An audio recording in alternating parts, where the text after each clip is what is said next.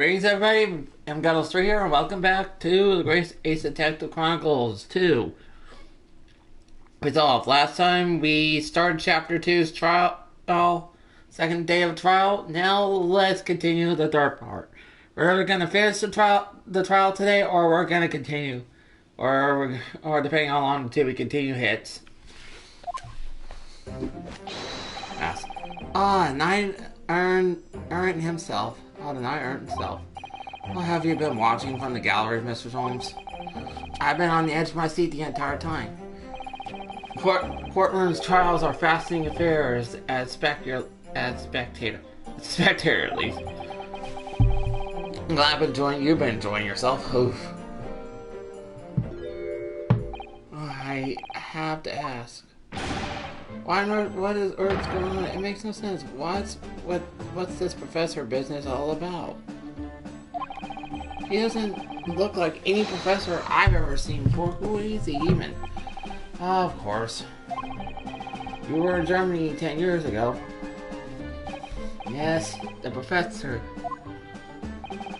When I discovered he was the one who had been abducted, a sense of foreboding stirring within me.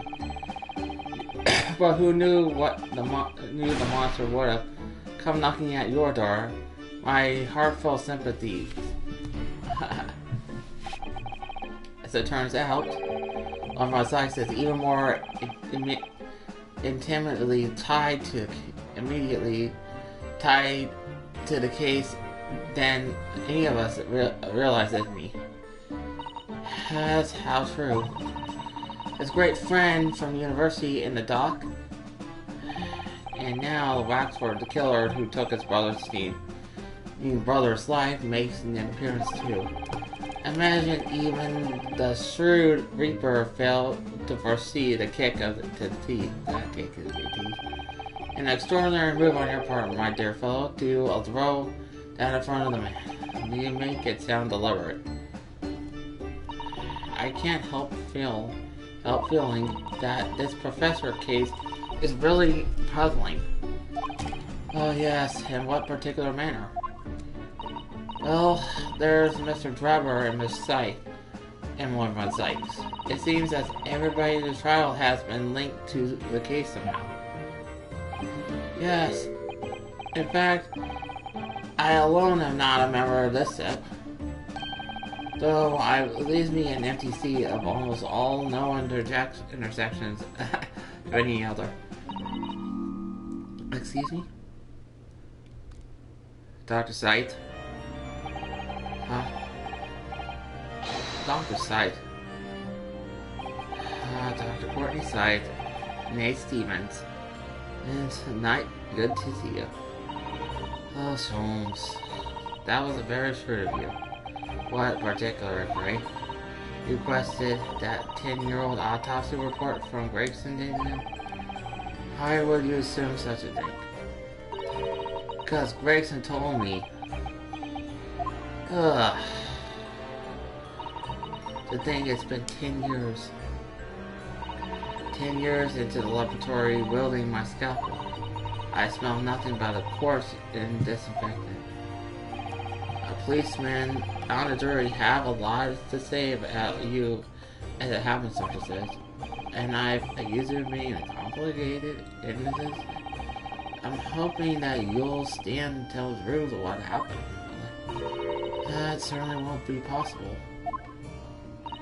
Long my Sykes won't be summoning me as a witness. Long Strongheart has forbidden it. Long Strongheart. A Pandora's box you were warned about? It's the professor's case. But please don't make the mistake of thinking that you'll get any information out of me. By attempting to hide the threat from you, it's a cat's cowardice. I've always fought crime in a way I see fit. I have no regrets, none at all. And that's why all I came to say. So, good day to you. She did it on purpose. She mentioned it too, this Pandora's box. What does all that mean? There is really no cause for concern, I assure you. when the trial resumes. The meaning will become too apparent to you whether you like it or not. Huh? Now then, I believe it's almost time. I must my way back to the public gallery. The edge of the seat. Oh wait, I think maybe you are enjoying yourself a little too much. Yes, one word of warning before I go. If, in course of the trial this afternoon, you perceive a shadow of a doubt about the truth, don't let it out of your sight. Pursue it like the dog with the bone. To the better end, you understand no farther whether it may come to pass. Alright, I understand. Thank you. Good, I shall make myself scarce then. I purchased a bar caramel. I shall be gnawing on it, and as you now have the way the truth. Oh boy. What was the warning from Mr. Soames really mean, I wonder? Especially the bit about whatever may come to pass.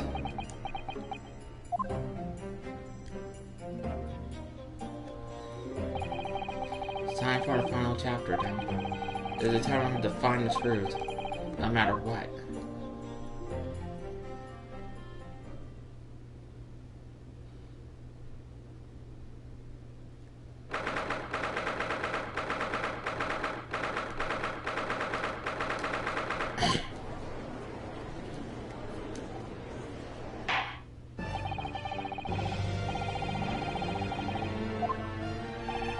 Counsel for advance and prosecution, are you ready for the continue? Prosecution is ready, my lord. Yes, my lord. And says also ready. At the time, the court has ordered the case is under scrutiny because with the damage incident and the brain insufficient. Yet we found ourselves embroiled in details to convict a felon of a defective felon who was sent to the gallows a decade ago. This trial has certainly defied all execution. As it seems, the fate of this trial is... So then, let's begin. The preservation of the waxwork was cardinally involved in this matter. Oversights? Yes, my lord. Are we still awaiting arrival of Madame Trafsell? Not at all. She's in the antechambers as we speak, ready to be summoned. Very well, bring the witness. Have once, my lord. Show Madame Trafsell to the stand. The thing about to become a lot more intense. If the robber is responsible, I'm sure he is. As he is, he must be having accomplices. In what connection the part down? Yes, the model professor. That's the key to link to the otherwise unrelated individuals. It's a tenuous and mental link, but at present we still have to go on. Hope you all are actually enjoying this blind let's play. So far, state your name and occupation to the court, please. My name is Madame Estelle Esmeralda Traspils. I'm a waxwork artist. At the propriety of the Madame Traspil Museum of Waxwork. You have to pardon me.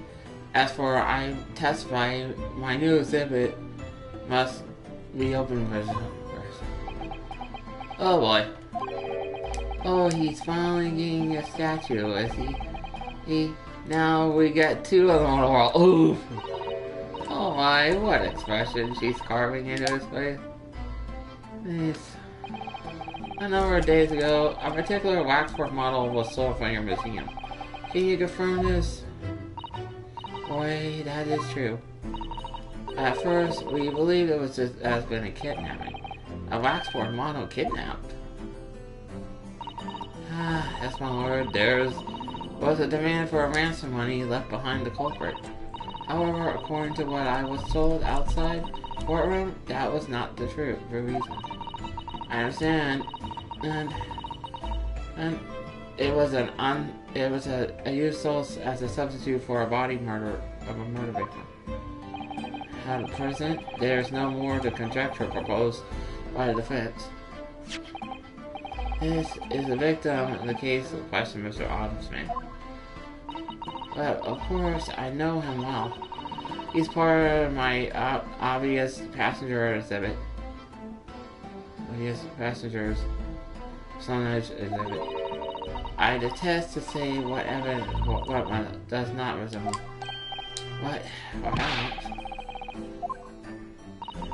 She suggests that we should not see him. I have here the key, but it's strictly forbidden to open the door. That's absurd. Pardon?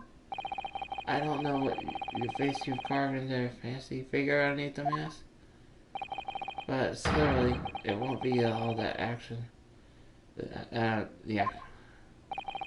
And the man's identity was never made public at all.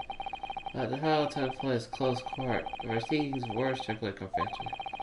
Well, the condemned man summarily executed, his identity remains closely guarded national secret. There is no possibility the exhibit could have his hand on that information. Damage. What damage? I would seem that you are unaware of Trustfall's principles. What principles? The family principles have always provided itself with scope on sculpting its models to like perfection. Every detail, every visage, every fashion with a complete family and I can't even pronounce that. There is also a well-known legend about the Trustfall's waxworks from the time of the French Revolution. A member of the Trustfall's family is said to have made waxwork of the queen who was executed. Wait, that's right, true. It was a century ago. I believe the queen's face was carved in minutes following her death, actually at the guillotine live. You are correct. The model on display today is the House Horse Horror. We Trustfalls, we still have stop at nothing to defend our friendly post officer. Oh dear me, somehow my disturbing trust in you is our purpose. And the only way to attain the true likeness of representing the object? I've been my family's secret for a generation. Do you mean to say that beneath the mask? Wait, it's a true visualization of the killer is there. This is ludicrous. It's out of the question. The professor spread terror throughout Great Britain. As a result, Madame Trustfall's special exhibit remains extremely popular even today. The killer emerged from his grave. It's a sight to behold, you can. I think, Madame, I would be very interested to hear your former testimony on the matter. Will you explain the detail of the Machiavellian model? Oh, and your personal involvement in this creation? With pleasure.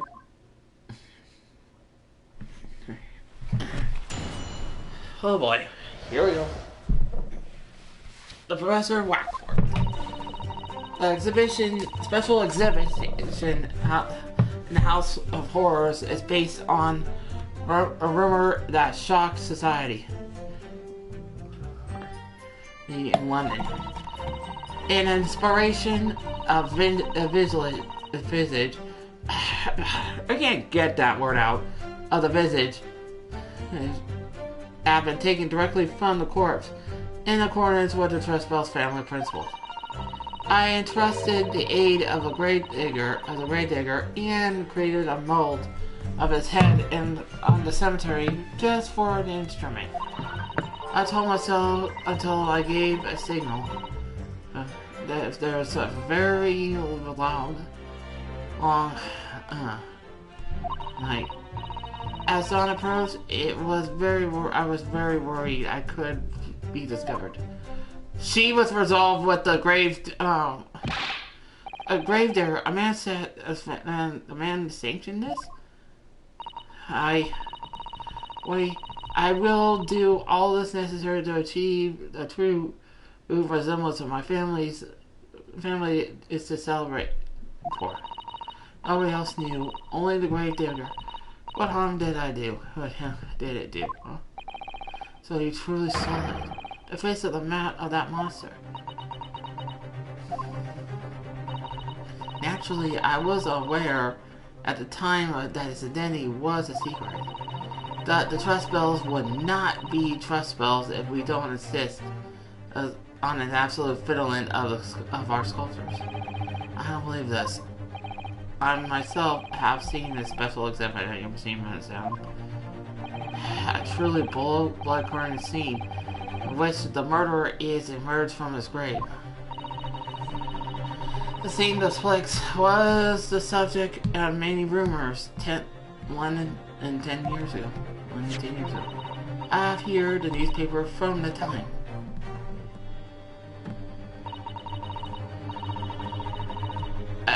The special exhibit in the picture of the article. It's the most detailed accounts of what happened as of reported as the eyewitness who saw it. Okay, I gotta look at that.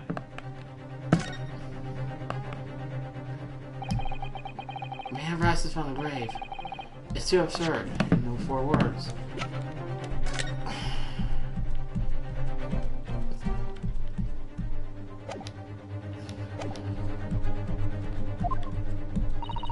The public enjoys absurdity, my lord. This is why I reduced the scene carefully as possible in my museum. And its waxworks from the exhibit was stolen from days before the incident at the Great Exhibition, wasn't it? Yeah, that's correct. The professor you see before you. Most puzzling. Counsel for the defense, proceed with the cross-examination. Waxwork links travel into sight. There has to be some reason for that. It hasn't come away. I have to find it. I have to get to the bottom of what happened. I'll prove that Miss Sight and Miss Rebel were undescribed together.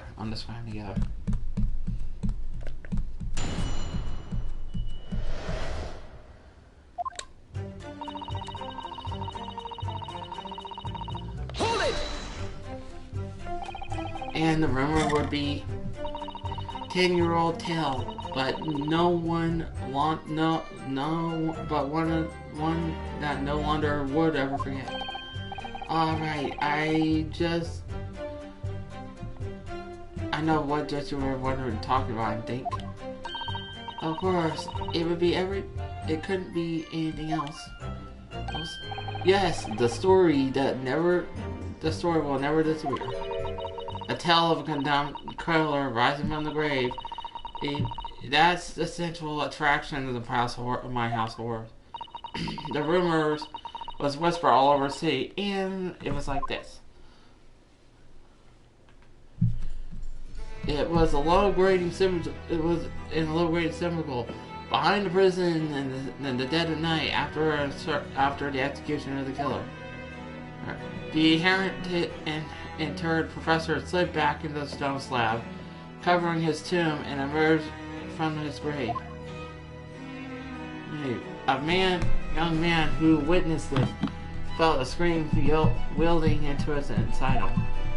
But an instant later, he heard an eye-popping gunshot from over his shoulder. The bullet struck the emerged corpse, and he fell motionless once more. The scream finally found its way to the mountie, who turned and ran for his life.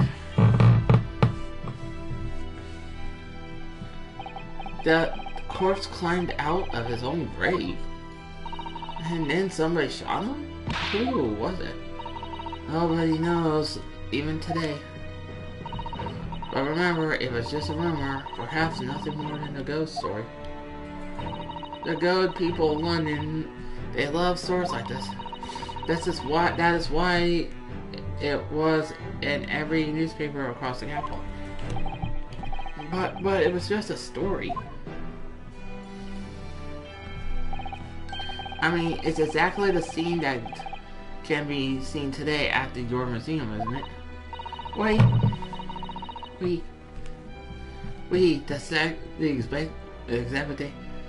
The special exhibit was modeled on the very illusion. For after While afterwards, the contents of the article were reproduced in every newspaper imaginable. Madame, might I ask something? Please, go ahead, madame. Mademoiselle? Mademoiselle? When you describe the it doesn't necessarily mean that it ended up entirely made up. I believe often rumors currently contain elements of truth. I see that people from the East can be as astute as the people of Europe. Can we be for instance that the professor's execution was successful? It's not possible for a dead to come back to life. Are we? 10 years ago, I was in the low grade cemetery. After the criminal known as the professor was killed by hanging, I took the wax suppression of his visage, the corpse, from just before it was interred. So I can assure you, the man was dead. I see. It would certainly appear that the condemned man suffered eternal fate, the intended fate.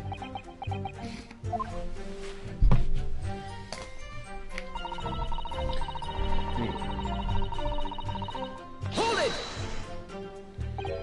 Is that true? Every waxwork in the museum then? It is. I'm assuming the subject dead, of course. The live subjects have to cooperate in a similar way.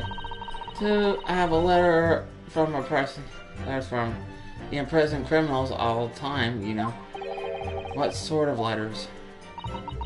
When my time comes, please make a wax for me. Come, Ja. No. My museum is famous, Monsieur. I'm not really good when it comes to French. I'm so sorry if I don't have the accent for it. To be made into a waxwork is an honor. As for some criminals, a symbol of status even. Because nothing says hardened criminal better than the wax. Ironic.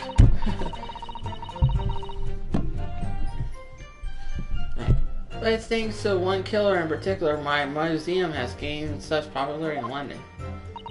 I'm referring to the star of the special exhibit, of course. The professor. Who, from your claim, have been captured by taking in an impression from the actual corpse. There is no exception to the principles of tough spells. I listed the aid of an average gold digger and created a mold from the head in the cemetery just before the incident. Hold it! Surely that's illegal, isn't it? It was seen with phosphorus of expository novelties as blinded by monetary greed. I had nothing to do with money. The man was part of London's criminal history. That's why I had to sculpt him to record his history. It's the reason they toured Rising the Door of the Tapestry Museum. But if the man was convicted of closed court and sent to immediate execution, then surely nobody but members of the judiciary present will know the killer's true identity. I assure you, behind that mask hidden is the true face of the professor. Do you realize what you're saying? The professor's identity is a national secret. I understand. And that the truth behind the special exhibit has been revealed, it must perhaps close. Of course I will. As you will, as well your entire museum if you don't tread very carefully now. That could be another interesting chapter in the history of my family. I think, don't you? So 10 years ago, on the night of the professor's execution, you took a wax impression of his face from the corpse? Oi, exact moment. I hid myself until the grave, so he gave me the signal. It was there for a very long time at me. Hold it! You were there longer than we expected. I had some difficulties capturing the subject's form correctly. As I removed the mask, the mouth of the caravel fell open, and I had some problems with the chin. Dare I ask? The man has been dead for a short time while you see. His muscles were relaxed and consequently his chin would not lie correctly. Oh dear, what a horrible thought. Under normal circumstances, I would have assisted with him. However, that night I was alone, and as a consequence, I missed the first window of time. What do you mean? When I take an impression of visitors of a cadaver, I always wait until 3 hours after death. Why 3 hours? Is that amount of time significant? It's because of rigor mortis. Ah, a rigor mortis? It's a name given for a phenomenon that occurs recently deceased body. A rule: 3 hours past death, a muscle in the body begins stiffening. By approximately 10 hours post death, the entire body is completely rigid and inflexible. And from that point on, the muscles slowly revert back to a relaxed state. This effect is the same at the time of death, when the body is less discovered. Oh, that's well educated. As the mademoiselle said, the rigor mortis commences 3 hours after death. It starts with the jaw. I see. So that's why you wait. Before that time, the mouth falls open and it's very difficult to do my work. It's getting hard for me to do my work with all these talking corpses. I wonder... It's significant. Information about the rigor mortis that you share with us. Would you mind any formal testimony, I believe? Oh, of course. Don't mind at all. I can't help but feel after that last topic that the atmosphere in this courtroom have become extremely grave. This is no time for jokes, Mrs. Otto. Thank you. My name was... Only a major testimony to discuss.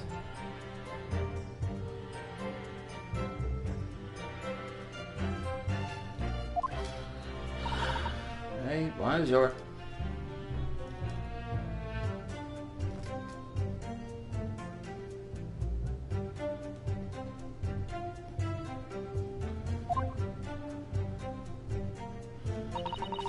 It took me a very long time because it was onset of rigor mortis. Hold it!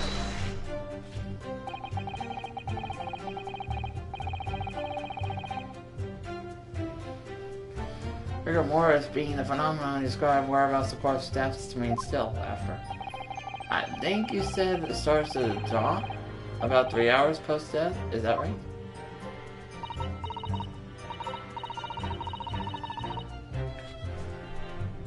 We said that. Yeah. Of course, the exact duration depends on little reason. I didn't realize Waxford's artisan would be so well versed in the subject. Oh, none. No, none. This is only elementary knowledge in the field of legal medicine. Well, I had no idea about that, but maybe I won't admit my ignorance about pigments inside. I could ask Father to give you a very simple primer if you like. I think the corpse should be your domain. I'm not good with them. Oh dear. I'll do my best.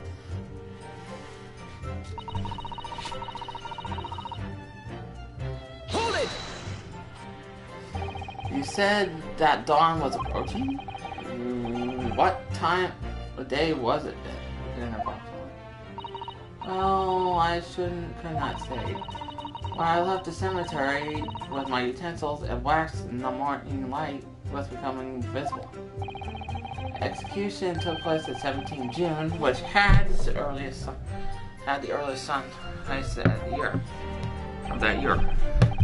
Indeed, first light would have been around 4:30 in the morning, or 40 in the morning. That's really early that morning. The fact is, I had very little time, so I finished my work in a half hour, with little necessary complete impression to bury the body before daybreak, of course. If someone had discovered me, there would have been a catastrophe, so I had to hurry. So it is me or Mr. Soames should be taking shape more quickly now, too. Yeah, he should. You suddenly appear to be extraordinary in lengths of your work, madam. I wonder, is that what you said is particularly significant? And those details about how long it took to complete the sculpture early as the rise, could you include them in your testimony? I believe it might be significant. Of course, if you would like me to. You're quite right, Mr. Nardo. It's intriguing. A sunrise at 4 in the morning would be absolutely unimaginable at home, would it? That's not quite what I mean by significant. I am in your formal testimony then, madam.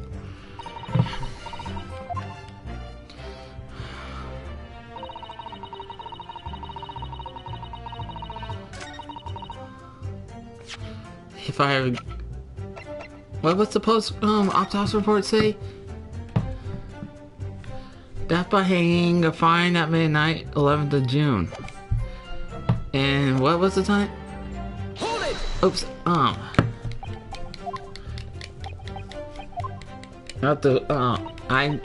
gonna have to talk about that.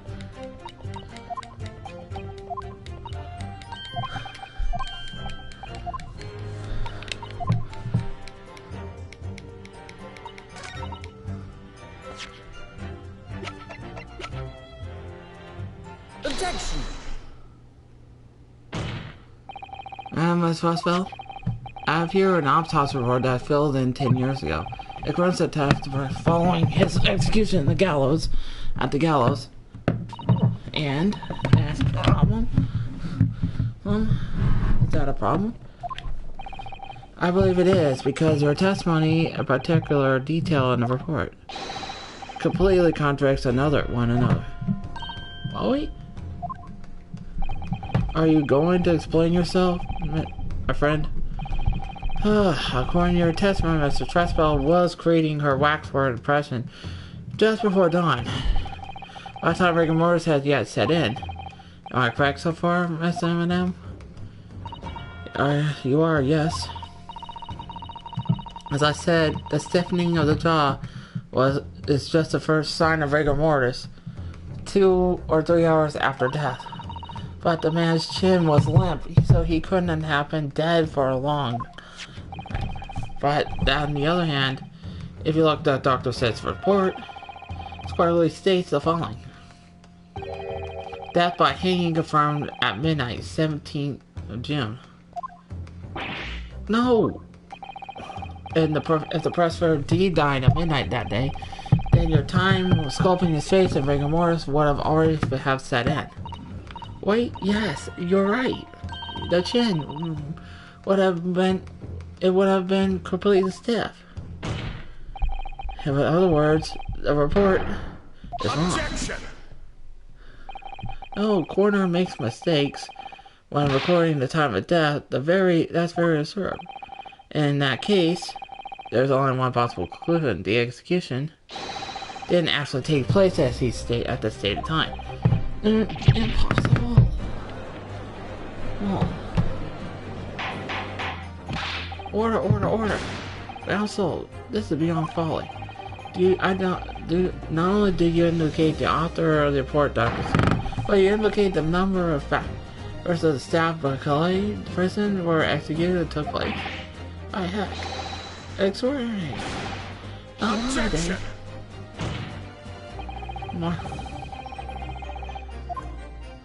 What's that? The professor died at midnight, without question. He did, of course he did. I moved the man's limp jaw on my own. Yes, the professor died at night. What if he didn't die at the gallows? Didn't die at... Ah, are you serious? What exactly are you suggesting? It's almost impossible to believe, but explain.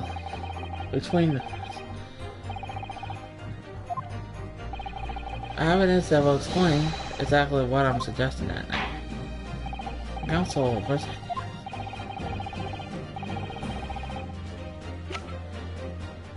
Take that! After that night was written plainly in the newspaper article. Executed criminal returns to... You were suggesting that it was a corpse coming back from the dead. Well, if the article is believed, yes. The professor assumed to be dead following his execution. First from his grave was killed again. Objection! Don't be a fool, that's simply a rumor. They're published by the popular press. Can you be certain of that? Are you serious? The point is, the article says that there was a witness that happened to. My word, yes indeed. Well, why? The young man who stole into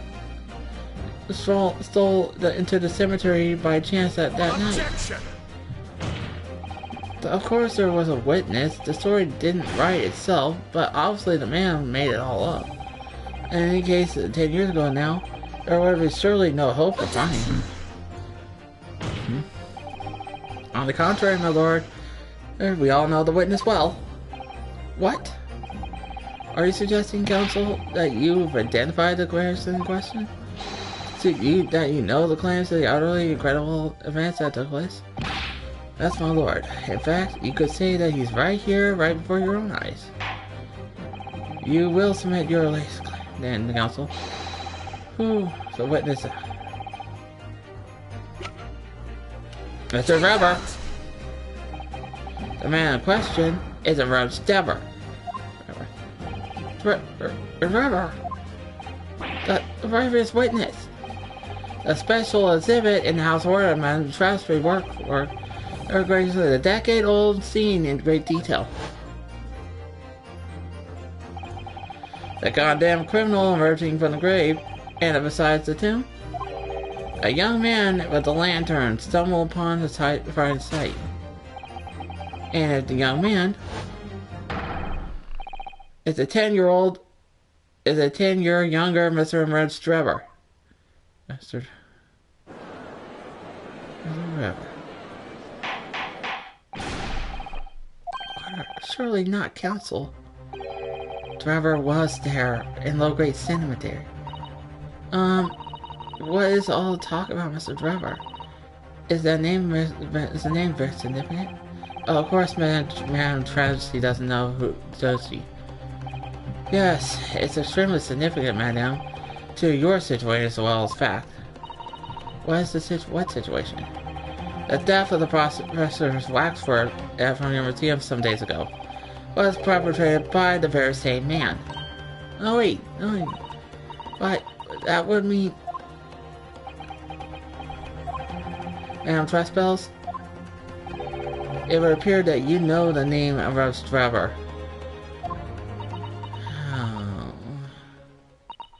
Why, yes, I know it. It's from a long time ago in the past. What?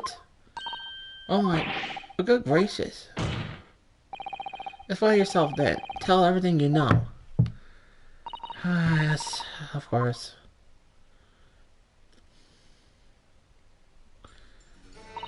The story of the young man and the terrible sight he witnessed in the cemetery 10 years ago was published in every single newspaper in London throughout Great Britain. However, in all the articles, the witness was simply described as a certain young man. No details were published about his identity. His name was never revealed. That is, apart from one newspaper. Hello!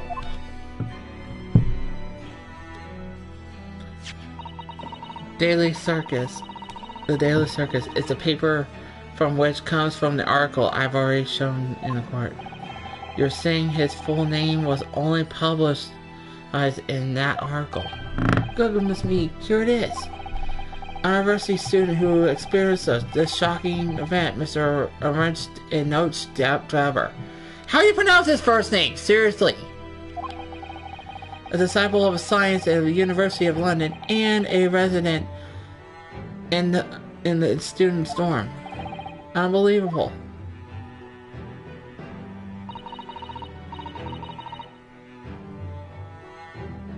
When I read the article and I met the man, his discovery is condemned criminal coming back to life in a cemetery dead of night, which made the perfect exhibit for my man of horror, as whether or not the truth or not. I see you went to make trouble in the night of the skull wax, didn't you? Exactly. He was studying the science at the University of London. In those days, he was just a poor man's student. I paid him £5 to model for the waxwork. Since the time, it's been in my museum to recreate the terror from the cemetery. Oh boy. And here comes Trevor, if I had to take a guess.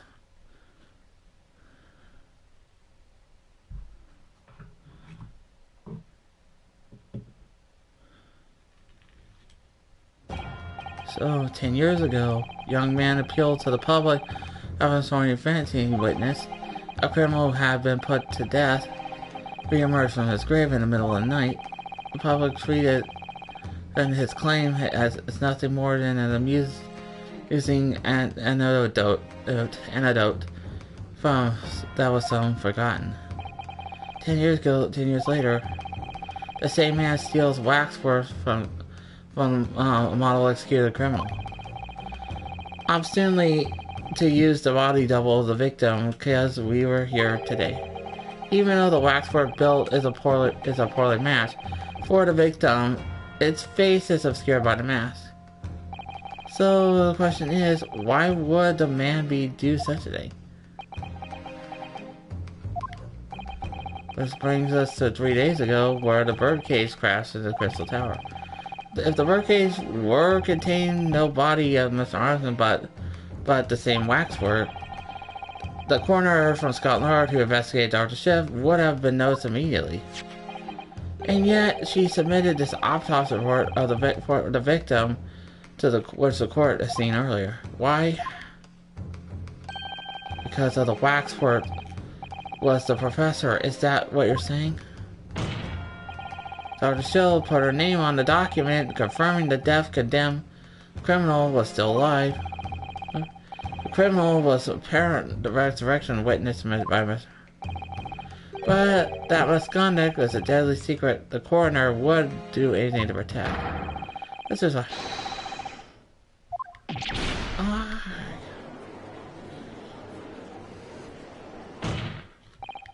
Lord, the court... stand. The defense is determined. According to the massive received morning, through the prosecution officer, Dr. Sev is unable to participate and proceed in these proceedings. It's not the case. She told us herself she didn't, Officer Sykes won't be summoning me to the witness as a witness. Long Strongheart has forbid it. Long Strongheart. The Pandora's box you were warned about is the professor's case. Please don't make a mistake about thinking that you're getting information out of me. Something happened on the night of the killer's execution that 9 years ago. And surely nobody wants to get to the bottom of than Lord von Zeeks. The prosecution calls for the instructions that missive be scrapped. Huh? What? Well, von Zeeks, the missive was issued from Lord Chief Justice's office. Objection! The assigned prosecutor has the final say on the policy of any particular trial. In other words, me. Yes. Let North Driver and Dr. Sight take the stand. Both take the stand together. Order. Very well, I will help your request. Bailiff, send the subpoena immediately. The best Dr. Sight's for execution. The woman is compelled to attend Her Majesty's orders. Alright then. When the Roast Rubber and Dr. Sight, they aren't colluding with each other, one another. The crime would never been committed. It's just a stone throw away. I can feel it. The truth behind all this is about to come out.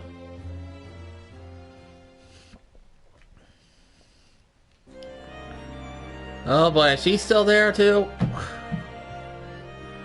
Thank you for attending a short notice, Dr. Sight. I'm disappointed in you, Law Enforcement Sykes. You completely betrayed the agreed policy of both the Scotland Yard and Prosecution Office. Betrayal is not my nature as long as the truth isn't compromised.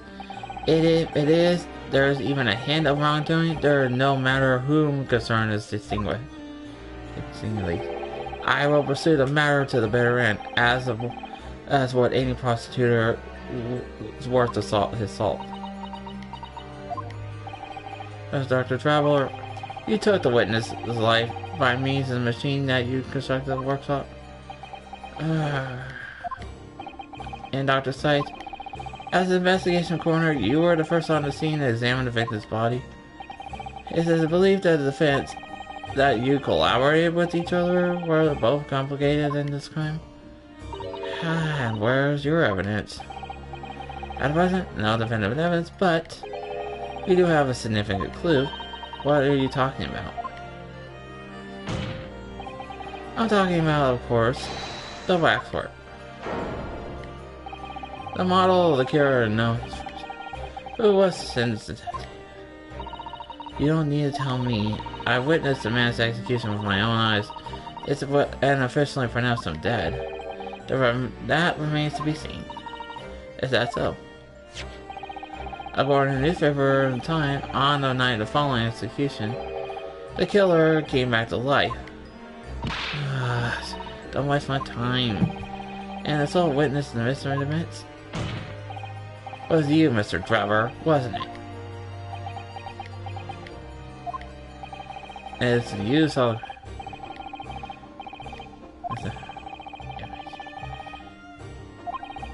A secret profound. It could compel the coroner to agree.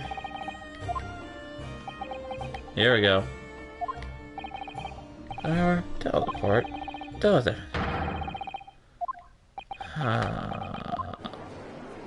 So he was the student who saw it. You can see some resemblance, can you? Actually, can't you? He was not only claimed to be really what he saw, especially with all those years. He was researched in London, wasn't he? And a bit clever for his own good, if you ask me. Oh boy, here we go. What an interesting twist. When at the time, not one person would have took me seriously. Yet, here we are 10 years later, and suddenly my story matters, and in a court of law too.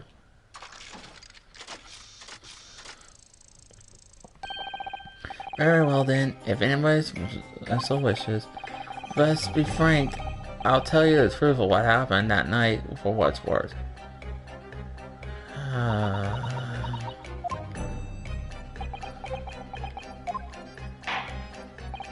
So, Mr. Trevor, your testimony please, and about the events of that night, 10 years ago. You will tell the court exactly what you stumbled across in Longgate Cemetery? Yes, of course. As you wish.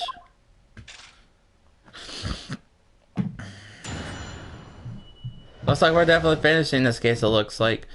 In the cemetery 10 years earlier. The reason I was in Longgate Cemetery at 10 years ago was for a spot of the moon, for a moonlight, shall we say. Yes, the illustration of the newspaper was based on what I witnessed that night. But thinking back now, I realized I never actually saw the professor. Then afterwards, I witnessed a young woman who sculpted for a model for me in the wax. Then I gave up the dreams of becoming a scientist. It was all because of the newspaper article. Yikes. Wait a minute. You're claiming you'd see the professor now? Of course, I don't have any screws loose if you believe that I come back to the dead. Right, so you're saying this article is not worth paper printed on. I think it's worth described precisely. If the details aren't true, nullifying your arguments, for why Mr. Driver and Scythe would have worked together. So he's describing himself as to cripple his argument. Tell me, witness. You claim to have been assembled for some auxiliary business. Can you elaborate? That's right. Grave robbing, to be precise. As you know, Lowgate Seminary is near Barclay Prison. Among students at the university, it had a reputation for being haunted by ghosts and them convicts. Grave robbing, you say? Yes, exhuming fresh corpses to sell is reasonably excluded. Of course, I never had laid a finger on any valuables buried with. So you were the one so-called resurrectionist, a particular present scourge in society. Actually, my fellow and I went by other name, the repulsors. That's quite beyond the pale. You should have invited the divine retribution. What divine retributions are? Yes, well, I think I suffered retribution enough. The Daily Circus even unearthed my name and put it in print. The cause for my great headache, it cost me great headaches. In the end, it leaves me to leave the university. There was only one paper that had bad grace to identify me ambiguously, I added. I see.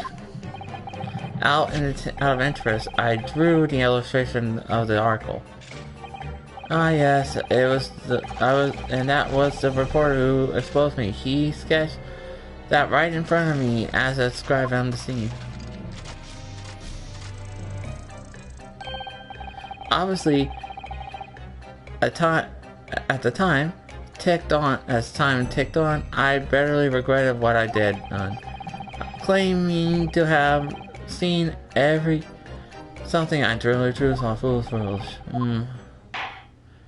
Well, counsel for defense, you may proceed with the cross-examination now. Yes, at once, my lord. Wow, this guy is full of it.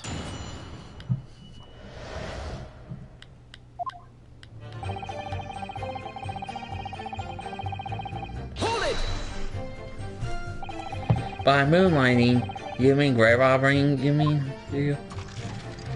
Literally, you need to look a graveyard scene, my appearance, the gouge, the answer to that. The lantern and the spade. But who on earth would want to buy a dead body? Any major hospital. A hospital. In order to better understand the human body, the study of anatomy is a crucial science to medical science. But there isn't a hospital in the world that enough specimens to work with. Though, obviously, they can't openly express an interest in obtaining more dubious needs. An aspiring scientist, where young research students had no money to work with, I'm sure you can imagine. And so we made suspicious arguments with hospitals via our medical students acquaintance. I would never imagine Mr. taking another value grave. That would, oh, this wall was all for science, you see. That's where what we all told ourselves. Every time we stole into a grave, just the night spade in hand. You realize fly snatching is a serious crime.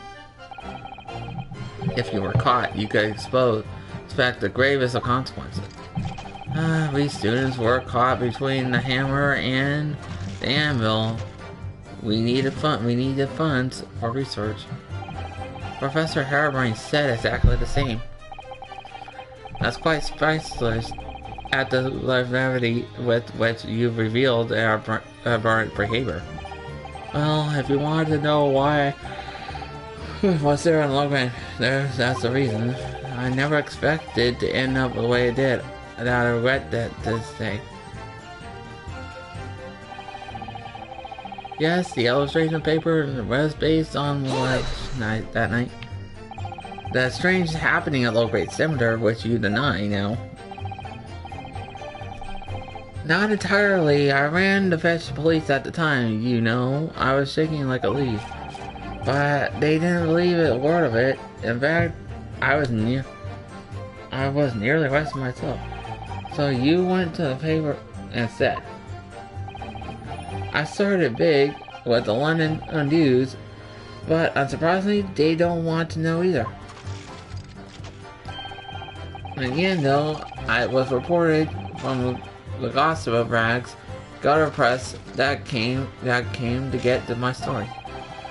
It was spread like the plague through the capital as the gossip of hungry Londoners lapped up the tale. The story was even in every single paper at the time, with the exception of some Broad Street. Yet only 2 or 3 of them were interviewed me personally. Well, some accounts turned out to be very impressive, introspective ghost stories. What about the article, the Daily Circle, Zarkus? The particular journalist found me in my dormitory. I don't know how, but he discovered my name. But I recount him exactly what happened that night. And from your description, he drew this illustration. That's precisely how I learned the condemned man was the infamous professor. But because the reporter told me so, I had no idea myself, you see. This paper reporter want to be scooped around on matters that doesn't concern them. So the scene portrayed and was very accurate then. Well, thinking back now, I really saw the. What are you sure? What are you talking about? I think I explained already, didn't I?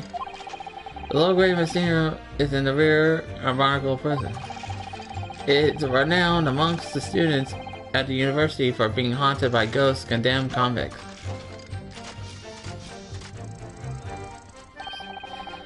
For some absurd reason, I was scared of the graveyard at night.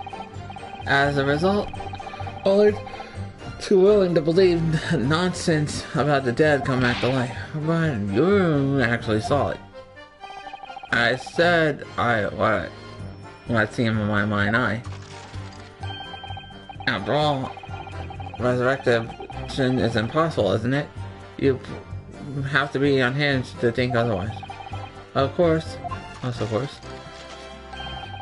have some sort of evidence that proves I encountered the professor that night.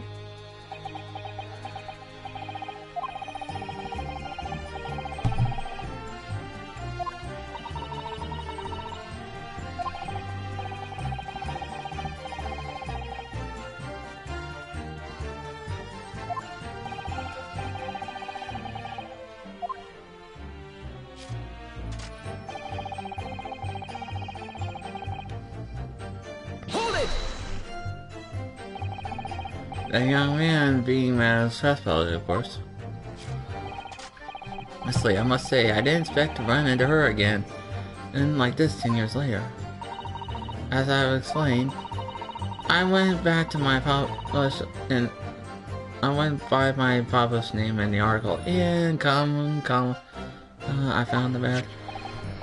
Yes, the article and Data Circus said, I think you said, I was forced to barely a penny to my name at the time. And the young lady put £5 on me. So you readily consequent having to wax for yourself and gave permission for it put on display. I did, I should. What little I sell, let's see. Wait, I remember now. I purchased something else from you that day, and that's it, best.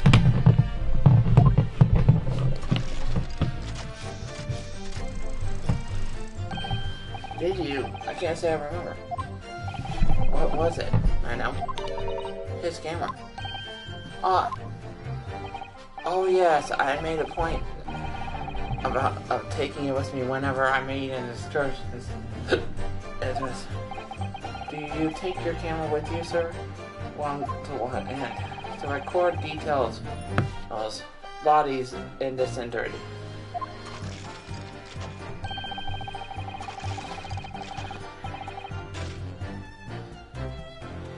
I had no intention of visiting the graveyard again at night, so I sold it.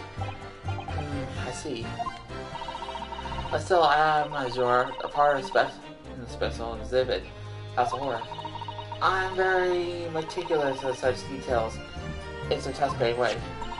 It would seem then that this is the very camera Mr. Glover took with the Logate Cemetery in question. Yes.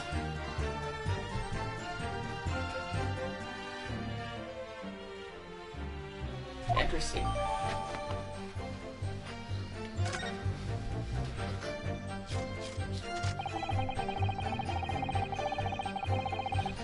But then I gave up my dream and... Hold it!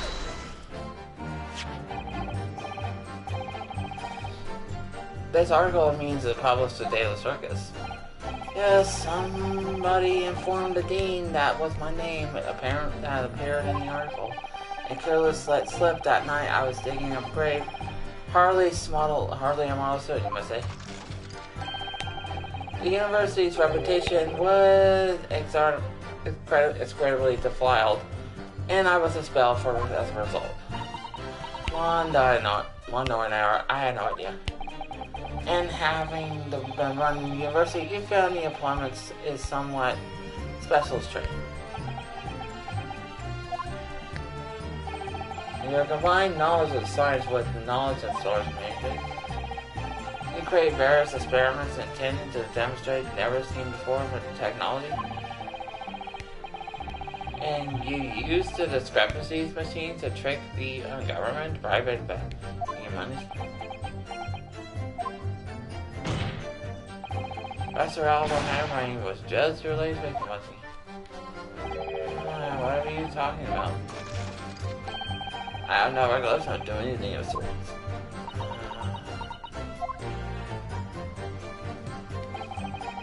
What Trevor ought to? Why would he suddenly change his tune when he's recently playing? I wonder if perhaps it's because of circumstances we have changed now. What circumstances? Well, if he admits to having seen the professor emerge from the life 10 years ago, it will expose the secret Dr. says past. She would especially want to hide. Yes, of course.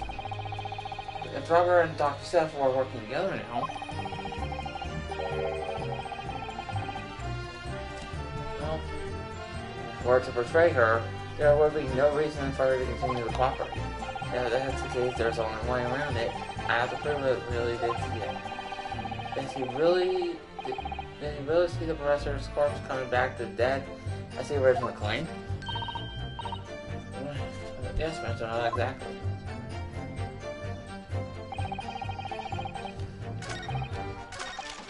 Well, I think it's this statement that we have to present it. Yes. Sorry, Mr. Driver, but I don't believe that. So don't believe what? Your latest claim that you didn't see the professor that night, 10 years ago? Oh dear. You seem to be odd. What? I was there, and you don't. And you are not. I know what I didn't see. The illustration in the article was rather based on what he told the journalist he witnessed.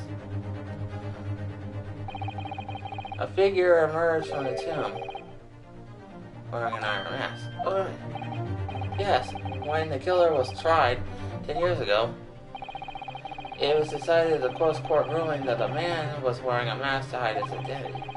It wasn't removed even during its execution and subsequent burial. Not even the prison wardens were able to see the man's face. But obviously, provisions of the mask were not publicly known. So, Driver, as you just heard, a lowly student of the University of London certainly would have known the condemned man's mask, unless you have actually seen the professor that night. It's conceivable that the artist would have included the mask and the instrument.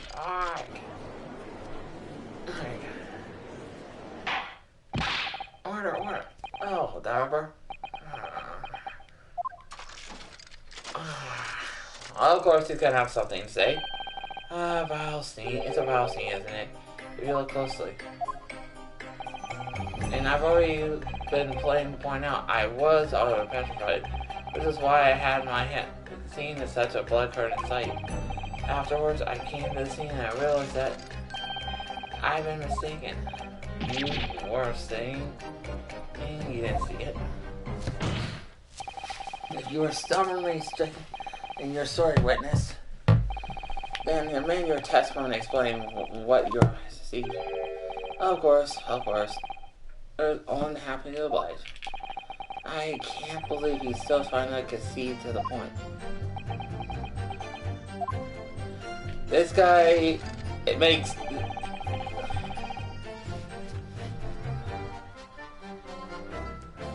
Hold it! A fellow grandmother? What are you talking about? Well, it wasn't the only business at the cemetery, you know. Other body snatchers were at work. When I saw enough emerge, he dug up my heart, I knew to stop. But that's the terrifying I actually saw, you see. You're claiming that it was another student, unequal as this yourself?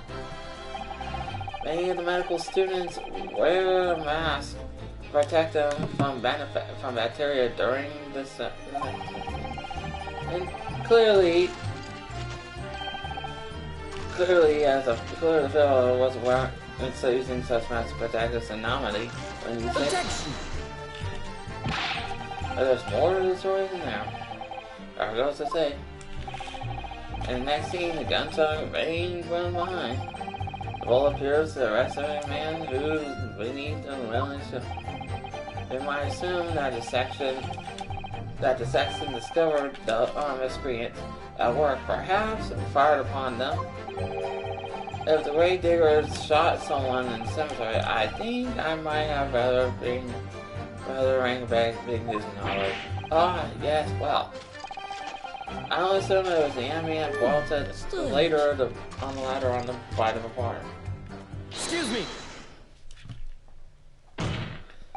Madam Trespass, don't take it out on Mr. Solms.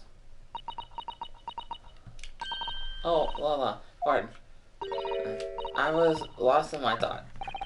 It wouldn't be fair to Mr. Driver's last remark has significance when you say. I thought it was a little strange, that's all. Monsieur Dever could claim this now. If you don't mind me saying, madame, what are you talking about? Well, when I met you 10 years ago in your adventures dormitory, you recounted to me that your adventures in the cemetery none, including the gunshot. Stop.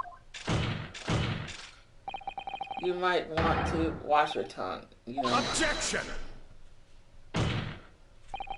Have a care, Driver. There's no way to speak till late. Please, Madame Trespass? Carry on. Of course, according to what Mr. Trevor told me that time, he did hear a gunshot behind him, and a bullet hit the condemned man. I heard nothing of sorts. None. You were explicit about the details, about the mask the figure was wearing, and the blood spatter all over her when he was shot. Ah, shut up, you're making also. That will do. Mr. Dover. Yes. You refute the amount given the Mr. spell. I have no recollection of ever saying those things. Come on, do you really expect to believe you? Control yourself, counsel. I will not permit the baseless accusations in the courtroom. Alright. Under the circumstances, I think it's best you supplement your testimony with a statement you clearly trust. Alright, well...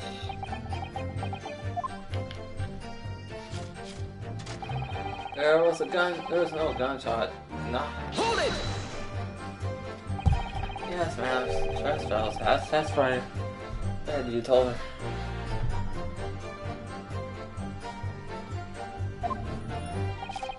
Not true. I said nothing of sort.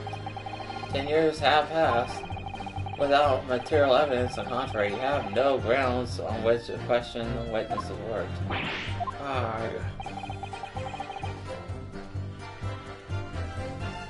Only matter of trespass. Yeah, wait. What exactly did Mr. Doe say about the blood apparently spattered on him? Alas, what he told me. All of a sudden, I heard a very long gunshot from behind his back. The bullet hit the figure and emerging from the middle of the chest and his heart.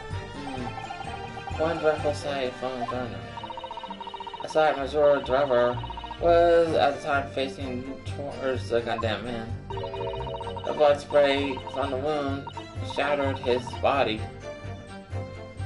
That's what he told me. So, not experienced would you have forgotten. Precisely, and I didn't forget it because I've already said. I never happened. Of course. These first go line, if only I had some evidence to prove it.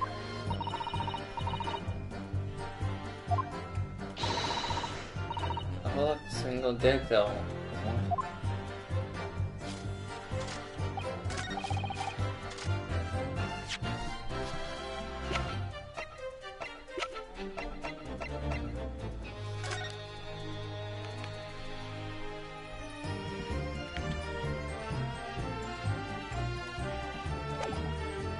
Camera, I believe. Objection! Let's see. Want that.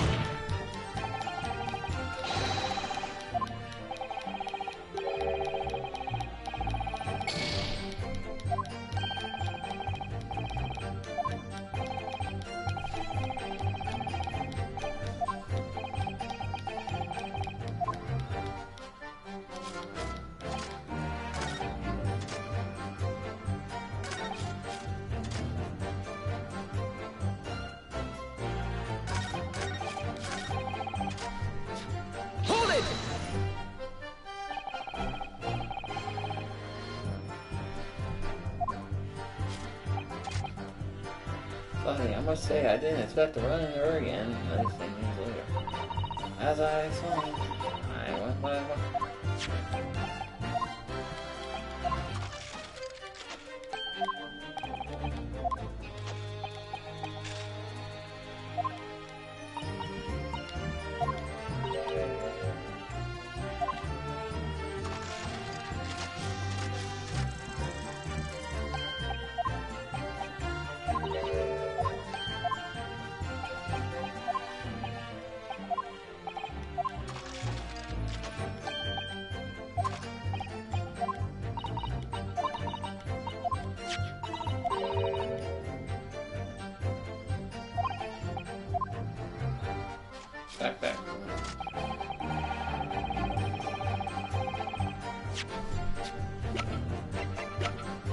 that camera again.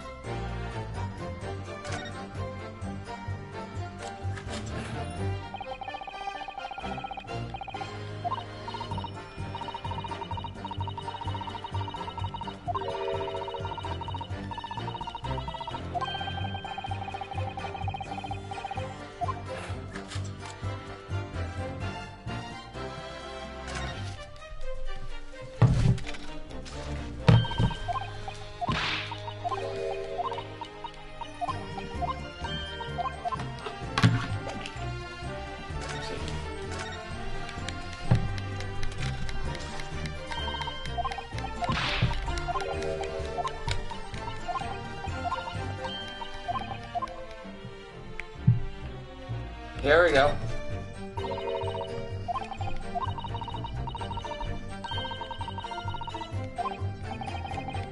There we go.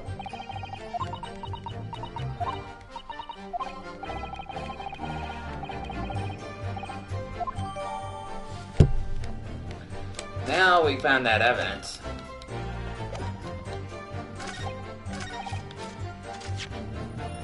You were saying, sir? Objection! Sir Trevor, do you remember this camera? Oh, but that's a camera from the fateful night. Yes, and before we borrowed it from the House of Horror. The camera you took with you to the seminary, Mr. Trevor. And? Is that supposed to be significant? This kind of camera is our home. It's seen our homemade. So my colleague and I keenly examined it closely. We noticed that the lens focused forward or some below. Like, Hold it! What's that? There, just on below the fellows. It looks like dark red blood stain. Aye! That's right. It's rather suspicious marks here on the bellows, in fact. Good Lord. Are you suggesting? Yes, my lord. It would appear to be a spatter of blood. Something that could confirm to the witness chemical test. Isn't that right, Dr. Sid? It would be difficult to determine if it was human blood or not blood of some animal. Yes, the test would. Whether or not blood is simple enough. I suppose that Ms. Strasbell's testimony was correct. And on the night 10 years ago, you were spotted with blood when the gun shot blood. Well, and furthermore, you really did witness the condemned professor emerge from his tomb.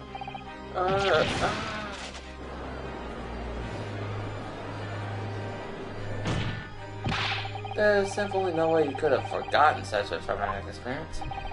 In other words, the only explanation is that you're trying to hide the fact that you saw the professor that night. Objection! Well, why? Why would he want to do that? Why not for his own gain? That would seem. Or what? Or whose that would benefit? Mr. Trevor is obviously lying, or in order to protect somebody. My goodness, he's showing something. Yes, my lord, and it's clearly it's someone who doesn't want the truth about the professor to come back to life and to be exposed. Counsel, who is it then? Who is the man? It's Dr. Shit. It's Dr. Sight. Take that! Arthur. Obviously, the answer is Dr. Sight. Whatever you mean. Imagine if the convict were to be sentenced to death, is not effectively killed. Imagine if that were to come to light. What are you insinuating? And imagine if the convict in question was the country's most hated murderer.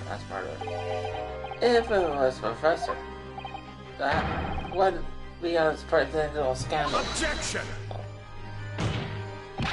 That's beyond a joke. Need I point out that the dead cannot come back to life? What are you suggesting that you mean that the execution never actually happened? Yes, exactly what Objection! Once a man is sent to the gallows, he's hanged. No one could escape, not in Objection! But the fact is, there was a witness to the fact that the man escaped from his hanging. And if there is really true counsel, the implications of misconduct will not stop the supervising coroner. It would taint the honor of the judiciary from the ground up.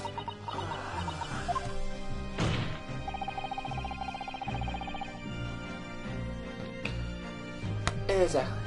She knows my professions. Dr. Syke would contain a demand made for someone to threaten. If that means conflict the crime. You need.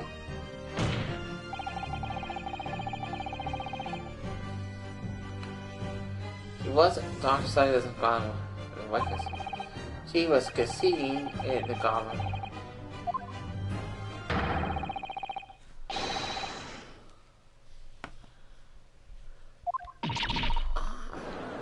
Got her.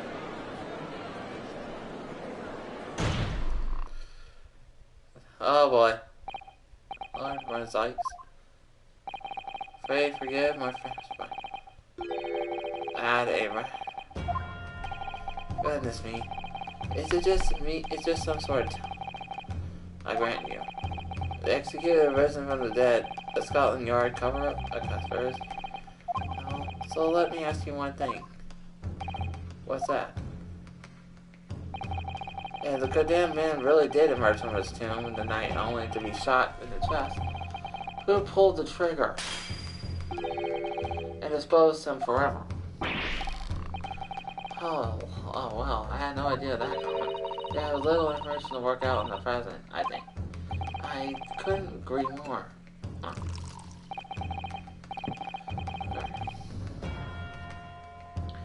The Old Bailey is for well. Have you considered this? So what? Do you realize these dangerous endeavor? What dangerous endeavor could be corrose this woman in such criminal activity?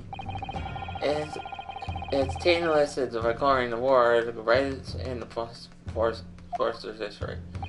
Quite hard to imagine the sum of money being offered a research warrant.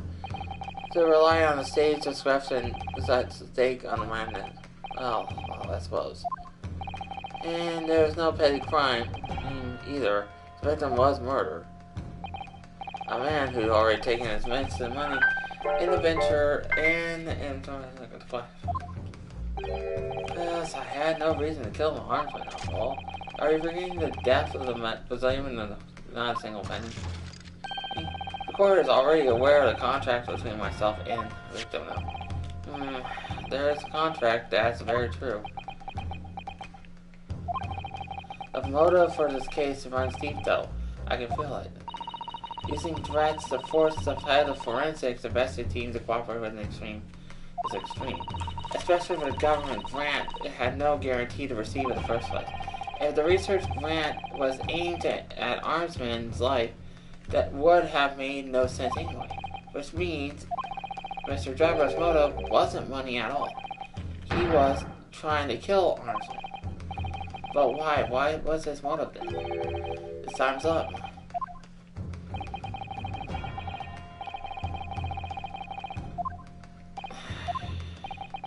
See if you can back up your... Can't explain how the name here would throw all the caution in the wind right in his own country. At this point, I'm going to listen one more outlandish contrary file for. So, counsel, present your evidence. Alright. Who exactly was Armsman to Dever? There's a connection there that no one's seen yet. Wait, let's look at the... Let's look at that contract.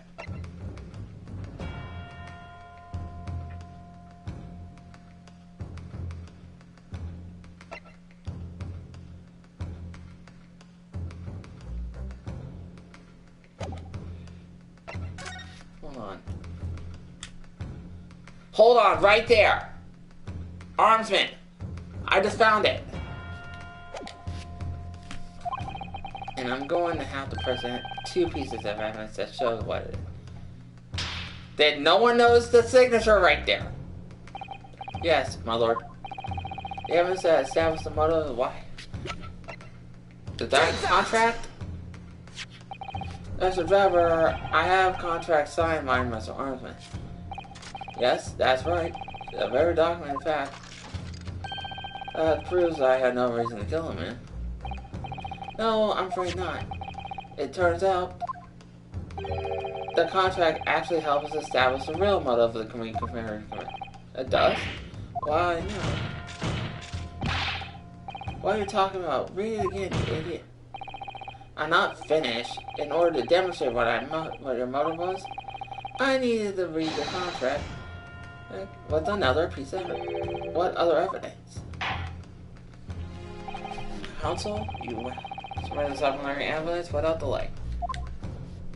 Hey, the evidence that the consul... It's the article. If you read the article, it's newspaper article, my lord. That's written 10 years ago. And every detail examined what can it possibly tell us. That's rebel. It should never have been written. It's all over and fuss nonsense. It means Objection! But there's something significant in that newspaper or in the contract that have in common. Really. And it's a common link. So it's clear why you were determined to kill Osmond. It seems the defense has uncovered something the rest of us missed. So...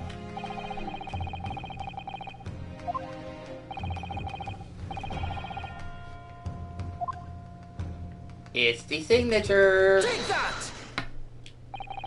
What the 2 pieces of evidence have in common is a signature. A signature! The signature illustration copy, 10-year article, and the signature on the contract belongs to the same person. What? Ah! And the court has heard the illustrated drawings of 10 years ago. The newspaper, the reporter, Mr. Driver interviewed about his ordeal. If you look closely, the reporter's signature seemed to be at the bottom right-hand corner of the drawing. And if you look at the contract here, it was signed between the witness and the victim last year. You can only see Mr. Armstrong's signature at the bottom. Good Lord, yes, they're identical. In short, the journalist who drew the illustration and wrote the article about the Mr. Driver 10 years ago was the victim in the case, Mr. Osmond.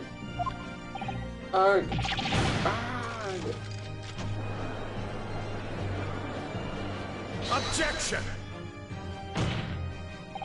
But explain to the court why. Why would the constant motive for the witness to...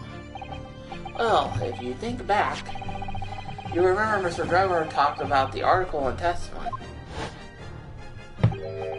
Grave robbing, you say. Yes, exerting fresh, so reasonable living. That's quite beyond pale. Anyway. Yes, well, I suffer retribution enough. The Daily Circus eventually unearthed my name and pointed out the print. They accused me of a great many headaches. In the end, leave me at... It was the only paper that bad race identified and abundantly had.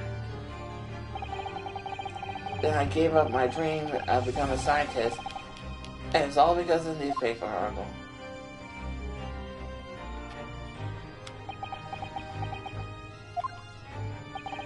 All that time, you were a student at the university who dreamt of becoming a scientist. However, it's a Signal's newspaper article that changed your entire life. So Mr. Armstrong used to be a newspaper journalist, did he? He did, my lord. In fact, it is widely held belief that Armstrong managed to position himself at the heart of the criminal network, thanks to many dubious connections made during the time as a reporter. So you had to give up your dream and leave the university. You lost everything. Eventually, you found yourself working in the field of science, but only in the shadows. All because of that article. Friend of mine, this article. Enough!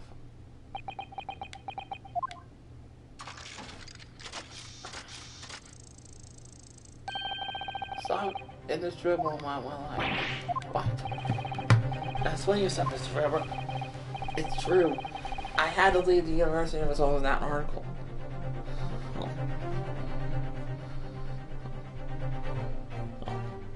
Oh, as a result of the article. But that's just a straw that broke the camel's back. What do you mean? Almost every student in the faculty was poor. Eventually, conduct my research. But they struggled with their hypothesis anyway, only to have been taken away by vultures. Sooner or later, you know your ideas will be stolen and pointed. After all, let me look at that trophy again.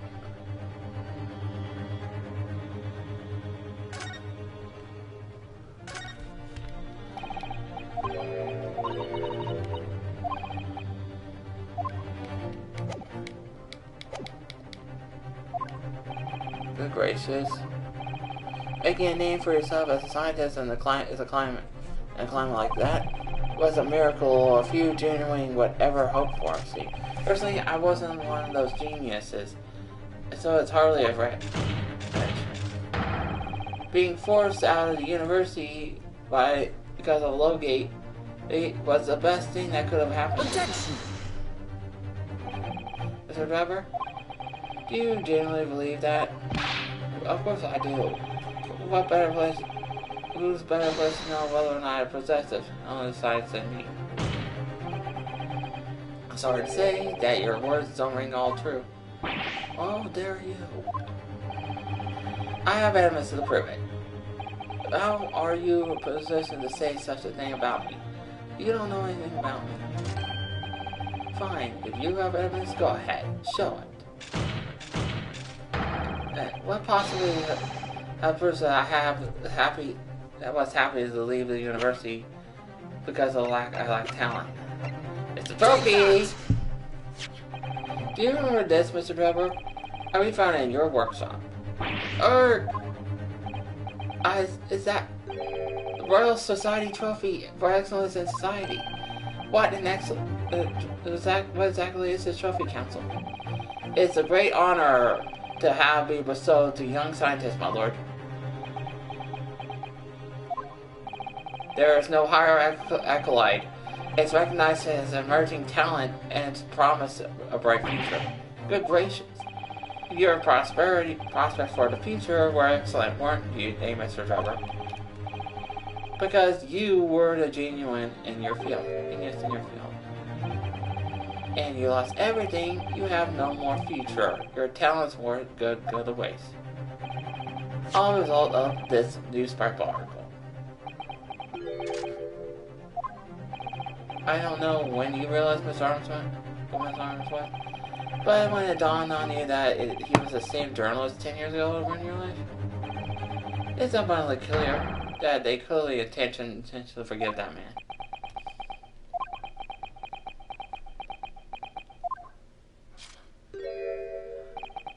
The truth is, finally, he's gone. Oh boy.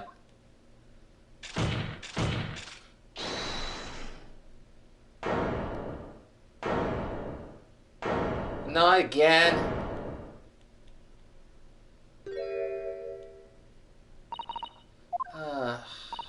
Fine. Clear as a runner's course. Clearly this is... What? I admit it. All of it. What? What are you doing? It's exactly as the Japanese man said. I was concerned with getting along with this man's plot to murder a victim. The condition to keep this dirty secret from 10 years ago. No. Oh, good lord. Here comes a problem. Dark sight. Do you realize what you're saying, young woman? It's all true. That day, when I arrived at the Crystal Tower, when it saw the birdcage, my heart nearly stopped beating. The memory of a decade ago, I've done my best to bury deep inside. It was the professor again, staring in front of the face. And then, before I had a chance to react, I noticed something else. There was a note tucked in the model's jacket. To the doctor's side, will you go along with my plan? But someone who knows the truth about what really happened that night 10 years ago.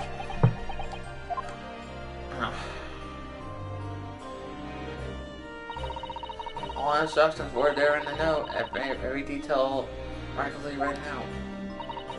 I had no choice but to do what it said. I made a necessary alternative scene, relations to the scene, fabricated the opposite of the word, and it's instructed. There was really no other choice. It had to be done to protect the director. Sorry.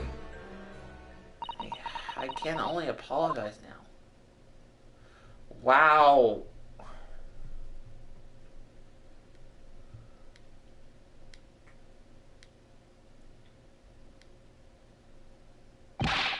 Why on earth would you buckle now?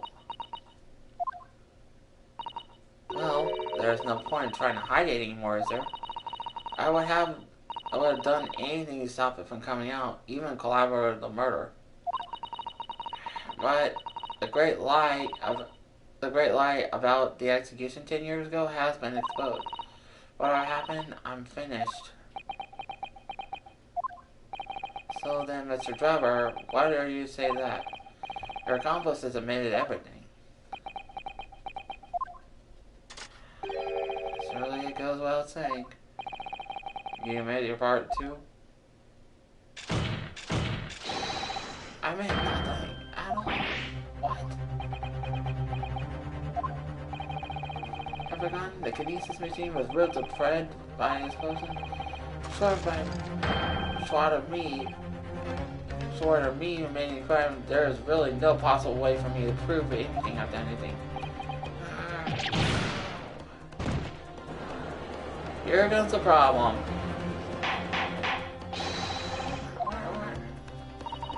Whatever this man says, I meant everything. He's threatened to expose my secret, so I went along with his plan. Everyone for his likes? Yes. I'll be able to accept my apology. Whatever happens next is your hands first.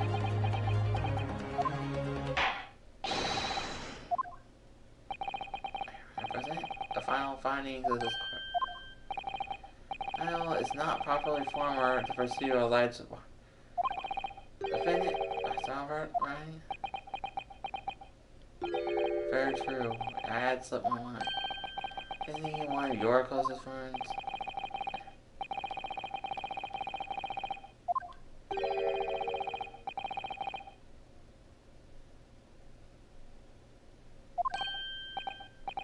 You mean at the present time, it's a conclusion of the report. The defendant was not involved in the wrongdoing. Was the prosecution have any objections?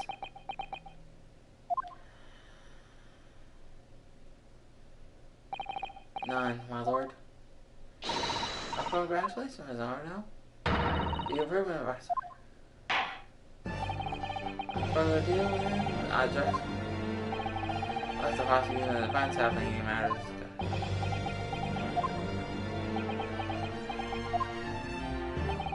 I don't know. It doesn't feel quite right. Why does Sonny admit to it like that? Is everything right, Mr. Arno? Like you said before, the trial was set to end now. The judge will certainly deliver the verdict not guilty. But is that really what I want? What the defense should be suing the courts now?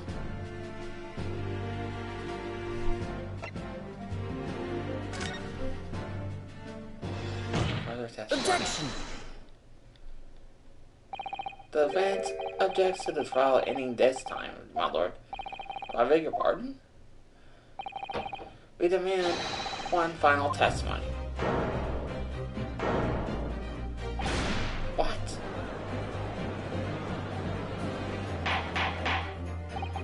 Do you realize I'm about to judge advocate in your favor, your client? What are you playing now? Why would you want to obstruct the conclusion of this trial at this point? I mean, no defense lawyer in high rank would do that. Mr. Naruto, what exactly are you thinking? The truth, the whole truth, and the wide brain of all out. Oh, yes, in hindsight. Yes, one word of warning before I go.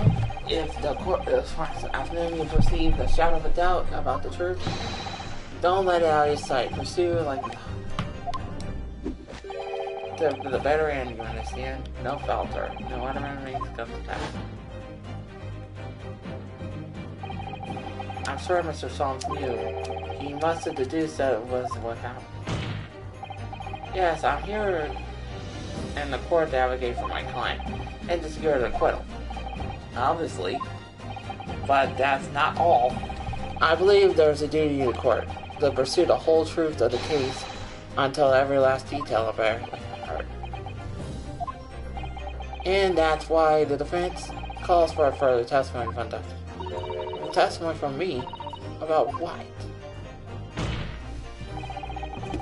Your collaboration? Alright. The whole truth has already been revealed. Stop wasting everyone's time. His lordship made it a plan you want from him. There's definitely no point in protecting the business, whether it's a problem. Objection!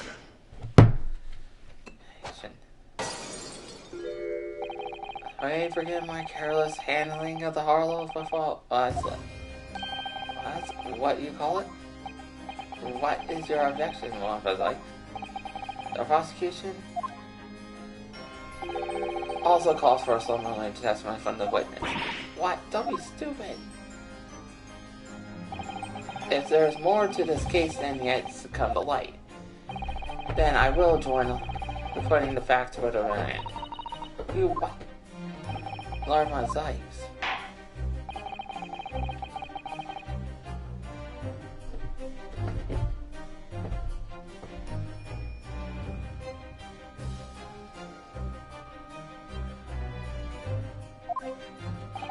However, as the prosecution calls for it, I will uphold the request. Dr. Scythe, you will further testify in the murder. Very well.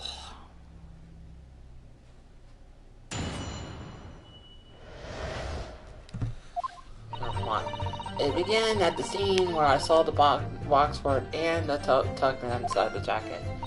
The actual body of the victim, as indicated in the notes, instructed was beneath the experiment stage. The body had to be arranged in a certain way, implicating the defendant was my job. I enlisted the help of the entire forensic investigation to address this scene properly.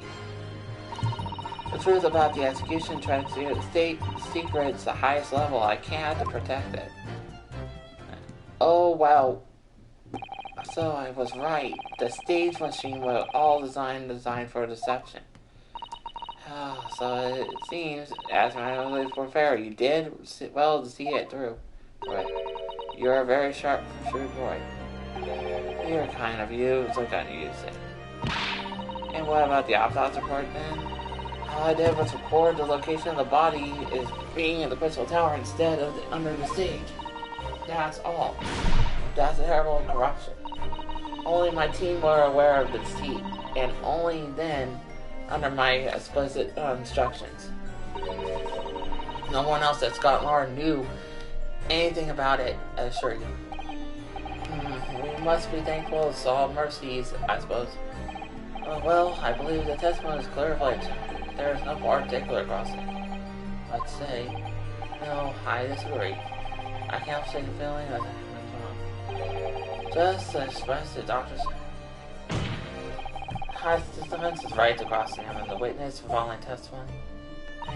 What is it about you Japanese that makes it illegal? There is one thing I would like to press about this.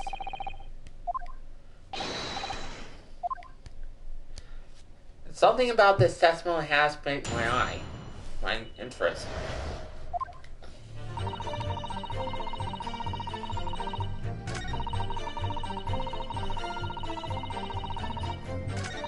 But why do he have to arrange a certain way? Hold it! When you say arrange, I presume you mean with this? Yes, the instructions of the engineer note said something along the lines of fabricate some evidence to make it clear that the high brain alone could have killed Armsman. So you mean it was your doing? It was your doing. I fetched Harebrain's ridiculous screwdriver from the stage and took it with me alone in the abyss under this case of phone. Alone, doctor. I didn't feel like it would be appropriate to involve anybody else in the particular description.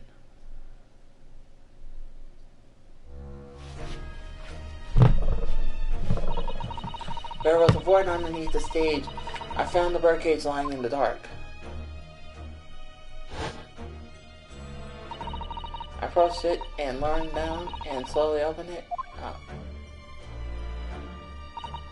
And then I took a screwdriver in both hands and plunged it in the man's chest. There is something problem with that. And then you notice that the fake officer. It's fictional cause of death. Exactly. So, the actual cause of death was a trauma resulting in a 34 foot drop. My word. Yeah. What's that, Mrs. Otto? Something about Dr. Side's last statement is playing in my mind. That's all. I agree. Yes, in mine too. Dr. Side, there's really no need to shout. I can hear you perfectly well. The offense calls for that. What you just said in form of test. Oh? Which part?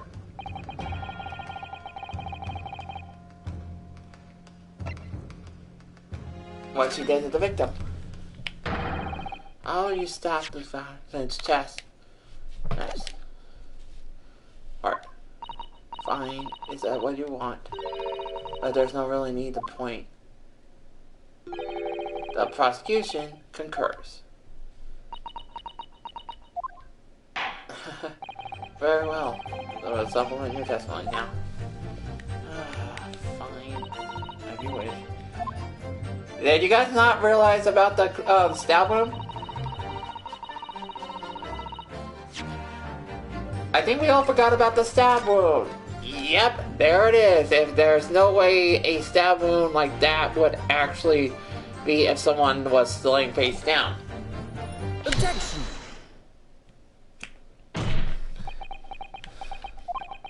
I've got a nasty feeling that this inconsistency points to an extremely uncomfortable truth. What on earth does it matter, counsel? Have you lost your tongue?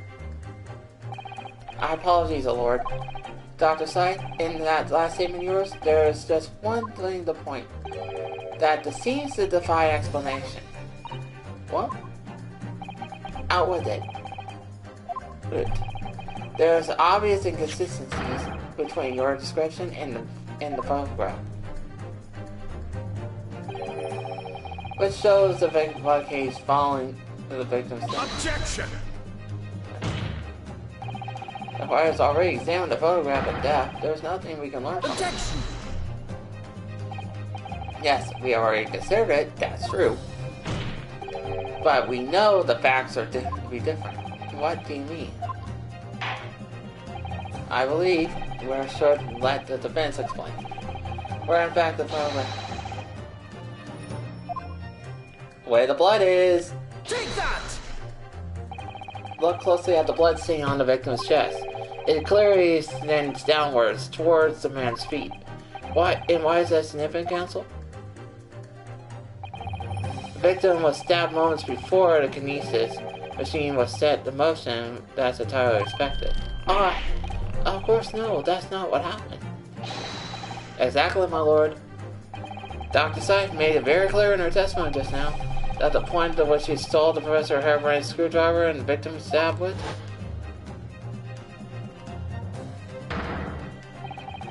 was after the grand disruption and was set in motion, and the birdcage is falling below the stage in time. In the shape of it, it's clear the birdcage would have fallen on its side 30 feet drop, and the victim would really have been stabbed worthless in the birdcage in that position. The blood from the wound would not spread out equally in that direction.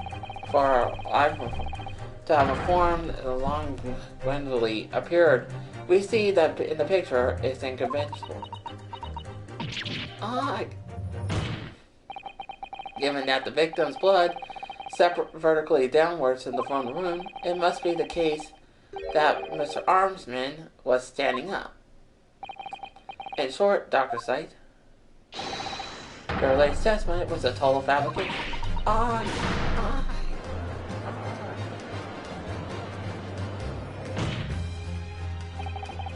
knew it. I was right. Now I've identified the contradiction. There's only one way to explain that. We all been under the misapprehension here. What? What sort of misappropriate apprehension? Dr. Sight? Do you claim that you were proceeded to helping Mr. Rubber as a result of the note you left in the Waxford? You claim that you made changes to the scene to implement the defendant. And you claim that the authorities faked off also to cover your tracks. But one of those claims is an outright lie. Because the question of what the bloodstain really tells us has only one possible answer. Is that the case? What is it, man?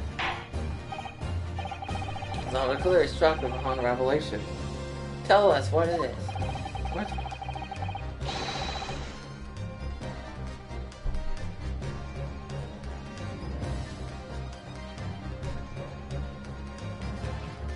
The stabbing of the victim. The answer is very simple. If you consider the sequence of events, where the victim was stabbed from the blood and seeps downward as it did, it would be sure the victim was earlier standing upright at the time. If you're trying to point out the birdcage would have fallen the side beneath the stage. Yes, it would, which tells us the victim must have been caught in the position of his own accord. Objection! That's impossible. The man was dead. Remember? No, that's a misapprehension.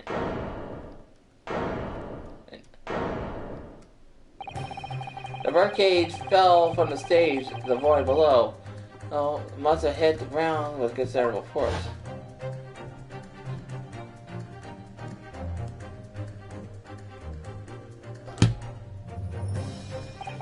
But Mr. Armsman didn't die in the fall. Though he had a broken cervical spine, though. He probably lost consciousness for a while, but when he did came around, he fell to his feet and climbed the cage. Just as Dr. Sight appeared.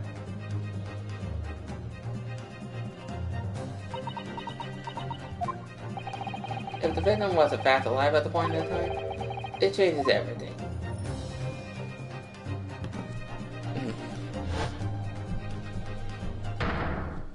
Boom.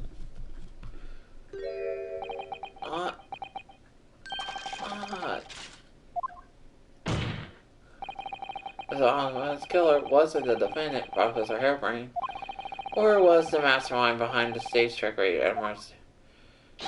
It was you, Dr. Courtney Shaw.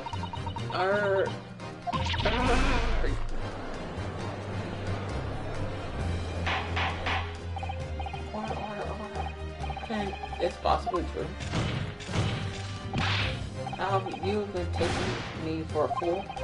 It was really you, wasn't it? You killed him? I hope that by making it being an accomplice in the Mr. Reverend scene would probably end before you incurred a far worse crime. Cold-hearted murder. God, oh dude, shut up. You're desperate now. You're making this all up. We're willing to do something like that. Objection! I tell you, the defense is not desperate. There's no way to establish the facts and using everything. Ha, logic. Don't make me laugh. Sadly, your logic is gapping a hole in it. What? What do you mean? Have the obviously a motive, boy. You're lacking. Your thoughts mean was I would go. A oddsman involving a number of criminal activities occurs in the death and murder. There's no now connection there. I'm afraid of what to say. It does seem far-fetched. True, there is no obvious motive, but there's still something in the back of my mind. I feel I've seen something somewhere that hints that why the coroner might have done this. Yes, I might have tampered with the crime scene and could see the fake return. But murdering someone for no reason is different. Objection! No, when you question that possible reason, you could have wanted to kill him. Something did come to mind. What? Was it, counsel? Yes, we saw it yesterday, didn't we? Something that seemed strange, but we had no reason to suspect it at the time. There is a particular object in Dr. Site's office if you want. It was the scalpels! It's a scalpel, or rather, scalpels. But didn't you say scalpels? Ah! It would appear that the word struck a chord, Doctor. Oh, you, come on, out with it. Case closed. It was yesterday when we visited your laboratory. Look at this big, thick book here. It appears to be an accounting ledger. It's a record of the forensic investigation team spending, I think. Oh, what is it? It's certainly team purchase and the various equipment on a monthly basis, but, well, one entry is rather strange. Really, in what way? They're buying 500 scalpels every month. Oh, 500 pence! 500 scalpels a month. At first, I wondered what on earth would you be using that many scalpels for. But actually, I realize that now, it's not the scalpels themselves that are significant. It's the money for them that has discrepancies every month at the department's accounts. Osmonds and organizations relied heavily on extorting and funding it. It's funny. Pressing money from the forensics investigations team account to find out where it was going. Would be extremely straightforward.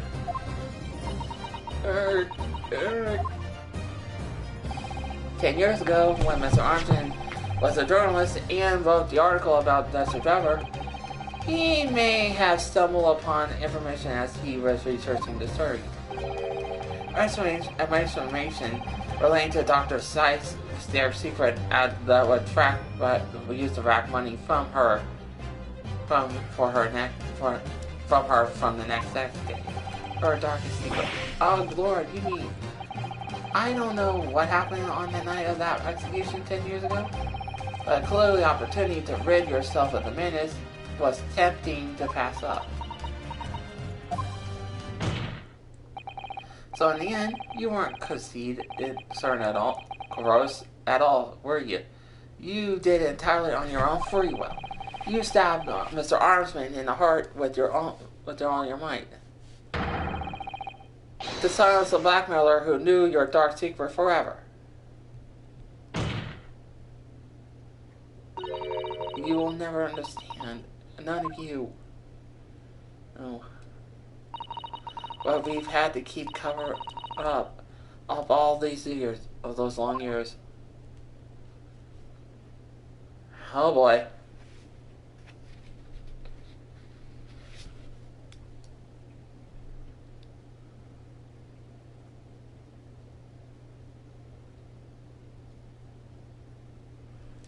And that's case 3, folks. A very little machine remains after it ripped apart. The machine remains after it was ripped apart by the bomb. The truth of the case can never apparently be properly established unless you speak out. And if you decide not to, it's very possible Courtney Sight will escape punishment for her crimes. Please, sir. Own up to what you've done. Tell the court the truth, what happened.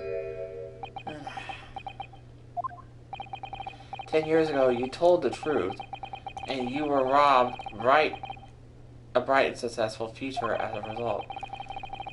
I can certainly understand your bitterness and your consultation now. However, there's this early chance you've been waiting for to sever the whole fate that have been over you all those years. Super high voltage intensity kinesis. I mean, really.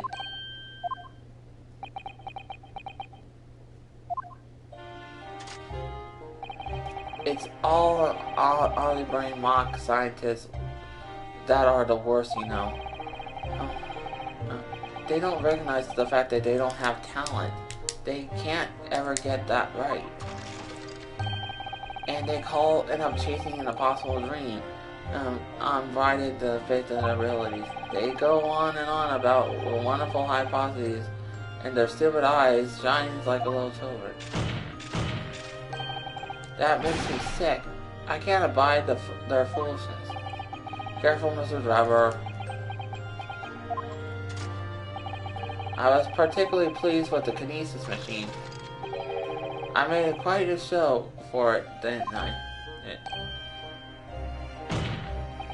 So you admit it. You admit that it was nothing more than a sham made for the purpose of killing a victim. Yes, I admit it. I did it all. The man's in the name of revenge. Revenge for the future of the Artsman's article. Well, developed you 10 years earlier. But the revenge didn't stop at Artman, didn't it? Which is where the particular waxwork comes in. Yes, I did use this, I see. The condemned convict that you saw rising from the grave of Logard Cemetery 10 years ago. If your accounts were all true, then obviously Scotland Yard couldn't afford to acknowledge what happened. Eventually, even if it means describing a young man and a crushing future the career might have had. So your plan was to acquire that you adopted a particular waxwork model, in order to exact your revenge in Scotland Yard as well, or on Dr. Syfe to be precise. Oh man, dude. It was a year ago. By some sort of twist of fate, Artsman turns up at my workshop. He didn't remember who I was, or of course, he just wanted to employ my service as an engineer.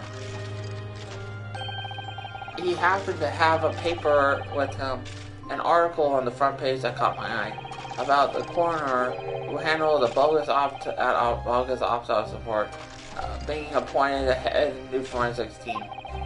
When I learned that news, my cognitive presence started to devise a plan. What a horrid tale. He robbed me of my future, so I wanted to use the man's own wiles against him for revenge. And I have that rotten Scotland Yard eating out of my own hand at the time. I wanted them all to suffer the same humiliation I had to suffer.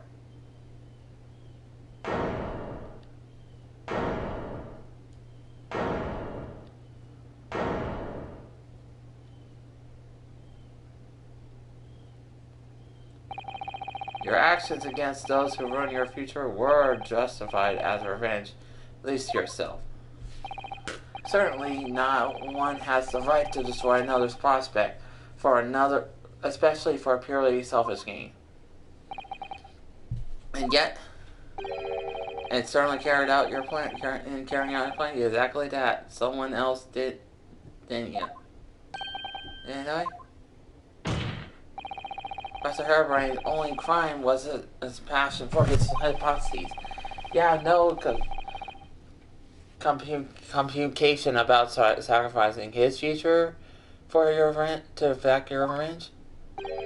You knew that he would forever be branded as a failure and a fraud.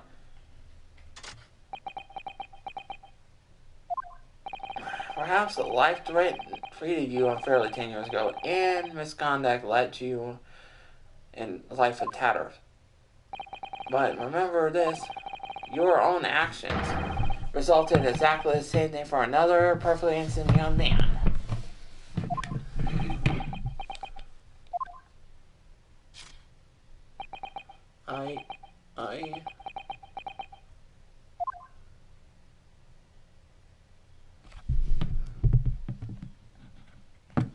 Yeah, he has a point. That's the end of the case. Lovebird Sykes, what of Dr. Sykes? And immediately warrant for her arrest has been granted. She's been remained in remand in custody, my lord. I presume she will face trial coming days along with Mr. Trevor. A most regrettable situation indeed. She made a great contribution to her profession. Over the years, it's really hard truth to swallow. However, that's a topic for some future occasion. For now, Professor Harbury. Yes? There's a great deal more about your experiment than you realize. However, I think you can assume now that all sordid details have been brought to light. There has been a very long, profound trial, but I'm pleased to say you're absolved of guilt. The whole experience taught me a very great deal of painful lesson. My dedication to this devotee philosophy. I've been selfish and self-centered and above all, a fool. Professor, I spent my life thinking of nothing but my research. Misguidedly believing that I could do whatever I set my mind to despite the lack of talent. And the worst of it, in the process, I've caused others pain and misery, and who are far greater than people in mine. No, Professor, that's not true. What? Don't tar yourself with the same brush that's ever. What happened was his doing and his alone. The outcome of his fate is his fate, not yours. You're not the one anyway. Oh, Sykes. And the desertion is the wish that he's referring to you earlier, calling you a fool, a taintless ignorant. The man has no idea. To believe in yourself, to work your fingers to the bone, to realize your dream, that's laughable. Not laughable. Audible. Not laughable. No one has the right to describe another such choices. Oh, thank you, Brock. So, ladies and gentlemen, the jury? Yes, my lord. Is the court absolutely find the defendant not guilty of charges as it can accuse? I believe there are no objections. None for me, my lord. None, certainly not. The trial has really made me think, but this is the right decision. It's all been proven methodologically, rigorously. I have no misgivings whatsoever. Oh, what's that? Done. It's all over. I don't know what's become of the yard these days. I don't recognize the place. Very well. In the case, I hereby announce the defendant not guilty.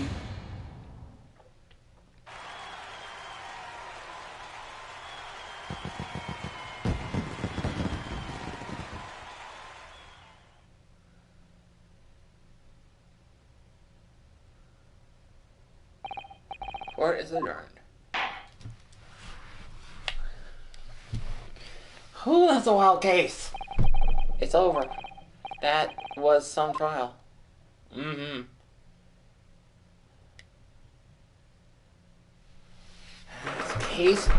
That's case 3, folks. Whoever joined in, sorry, the gates is basically over after this point.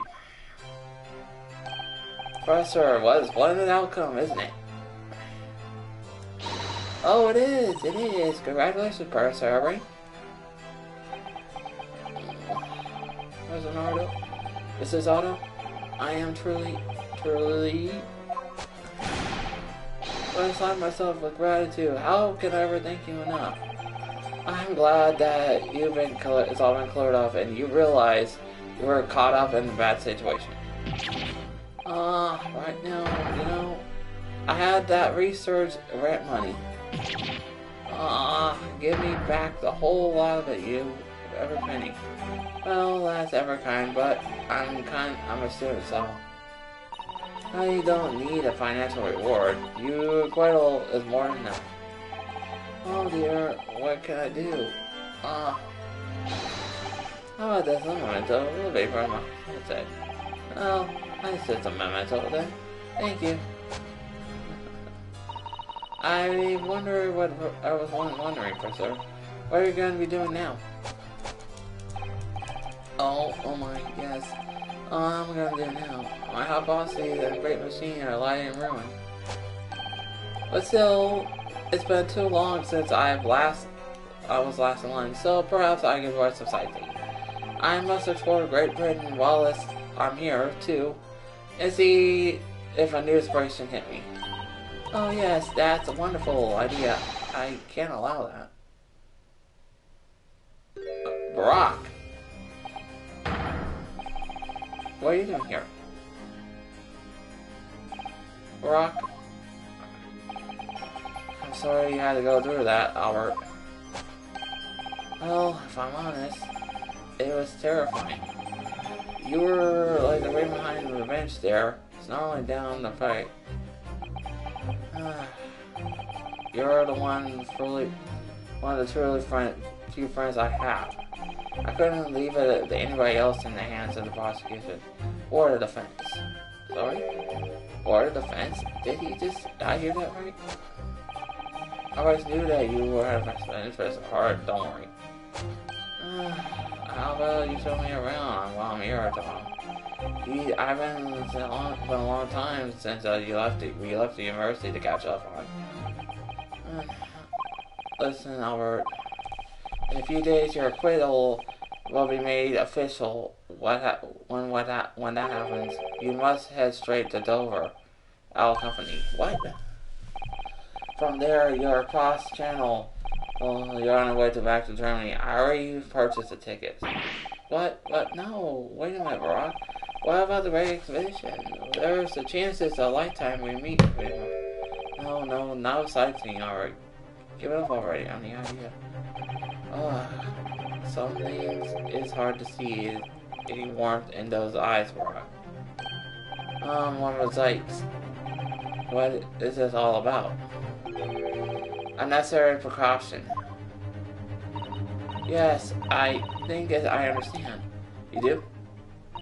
Well, Iris told me about when you met Lars von Sykes in the office some days ago. He's been asked he asked how Mr. Natsumi's been doing. That's right. I remember being surprised at the time, thinking how nice it was asked. The point is, Mr. Natsumi is still alive and well. Even though it's been more than 6 months since he stood trial on the Reaper as prosecutor. You mean the Reaper, the influence, doesn't stretch overseas. Those in the Reaper's sights meet their end days, sometimes months after their acquittal. There's been a pattern up till now. But of course, who knew that both Mr. Natsumi and Gina were completely innocent? True. And perhaps that governs the Reaper's actions. The truly innocent are spared. I don't want to take any chances with a close personal friend. Like my friend. Well, the man should leave the country within a delay. That's why I'm picking him up, backing him up from Germany at once. Right. Does your friend's shaped package have the same... Goodness, was it your intention all along, my friend sakes? In court, where people think of him as the Reaper, this man seems obviously absolute menace, and yet something I felt as I don't understand out of them all. It's time to go, Albert. Back to the prison for the time being. Ah, yes, alright.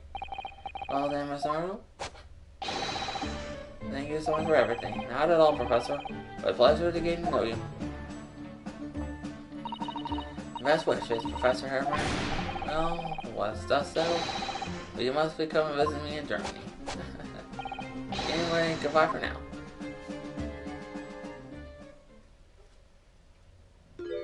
Psst. Oh, yes. I thought he's gone too. We have matters to discuss. Can you spare a moment at a time? You want to talk with me? I'll be waiting in the courtroom in 10 minutes. Well, that was strange. For some reason, I didn't get the sense of impending doom as he walked away this time. Now here it comes. Big enigma, Barack Monsari. What does he want to discuss, I wonder? Answer waits in the courtroom, I suppose. Here goes then.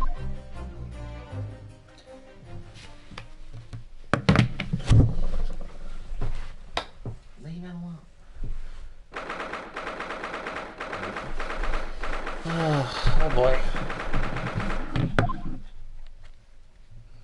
Oh. So are you satisfied? You saved the godless scientist from a great injustice. Yes, I think so. I believed at least the man's innocence could be proven.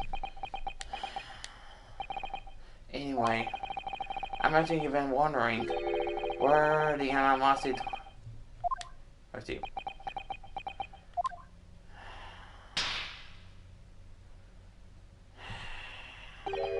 Well, at first I thought you didn't like me. I imagine you saw me as a pretentious child from an important land who had no business being here. But now I think differently. You clearly know our ways. I would have guessed you have such isms lead your life to my race. Well, you try me. What happened, please? Tell me what. The professor. I never thought I'd hear the name in this courtroom again, to be honest. He took your brother's life. Clint, my brother, was Clint Von Sykes. 16 years ago, when I was just still in my teen, he was already the director of the prosecutions and a key member of the judiciary.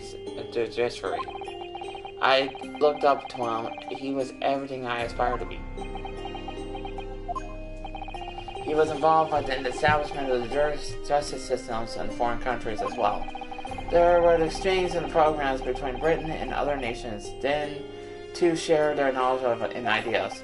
Part of those programs, as part of one of those programs, the three judicial students came to Britain from your homeland, from the England Empire. Oh, it was 16 years ago. Then one of them could have been my father.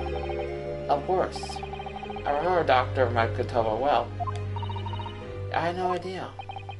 I was a minor at the time, training at the prosecution's office. One day, Clint introduced me to 3 visiting. So you actually met my father. He and his colleagues were polite and affable. They were adept at the work, exciting in their standards. Exactly in those standards. It was my first encounter. Okay, I'm not gonna say that. Spirit and the great impressions upon me. But 16 years later, that when it happened. Investigations were going nowhere. There were no suspects, even growing lists of victims. And in the end, my brother became one of them, the last in fact, before the case was finally resolved. I'm so sorry, Buzz Ikes. Truly. Clem was always ready to put his life in a line for justice in a way. Though he wouldn't have anyone in any way. He lost his life to the killer, but it was a victory in the end. For me personally, though, it was a great loss. I found myself in a very dark place indeed. When I finally found out the killer's identity, the reason why no one had been able to catch the man sooner ceased to be a mystery. He'd been hiding in plain sight all the time. In plain sight. Are you aware of the political events 10 years ago? It was a period extremely sensitive to the diplomacy of the Britain and Japanese empires. A new treaty was being forged, I think. It's correct.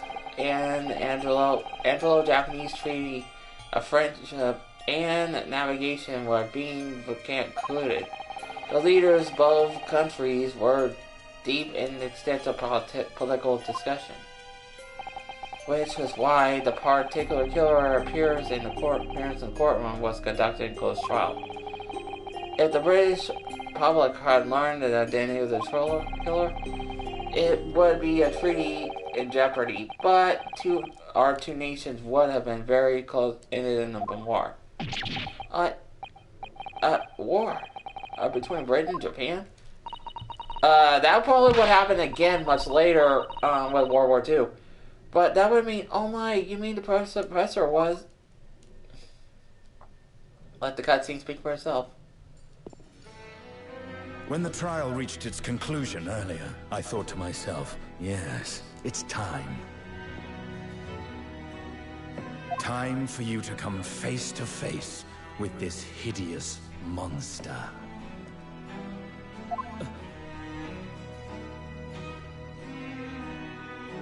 I borrowed the key for the mask from the proprietress of the Waxwork Museum. So see for yourselves now. Confirm it with your own eyes. The truth that's been hidden this past decade.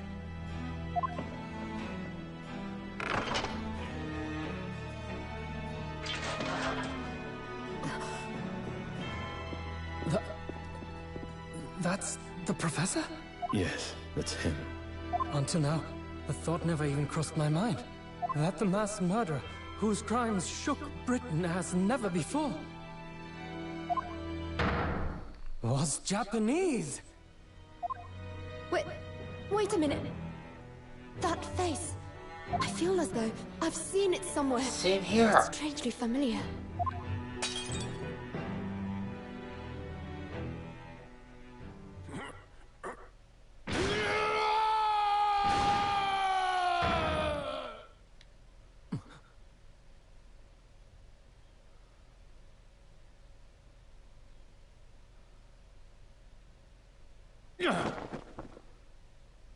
Oh, no way. Father. What? Father?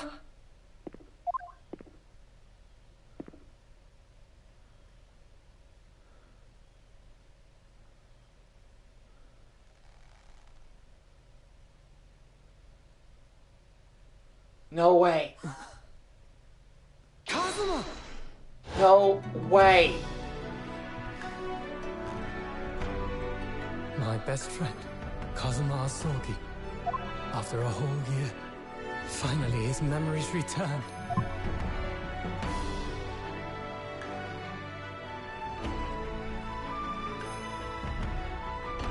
As he stood there before me.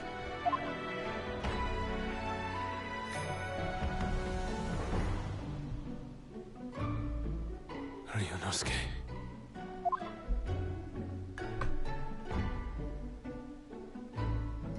Hello again. friend. Kazuma-sama! Judicial Assistant Mikotoba.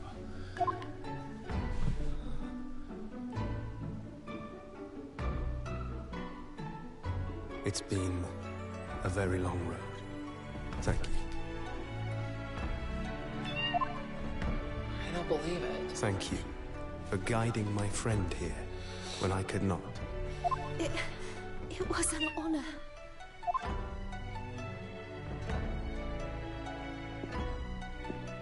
I knew you wouldn't die that easily. Kazuma. Same here. I owe you thanks, too. For taking good care of that in my absence. Oh. Karuma, a great blade of the Asogi clan, passed down through the generations.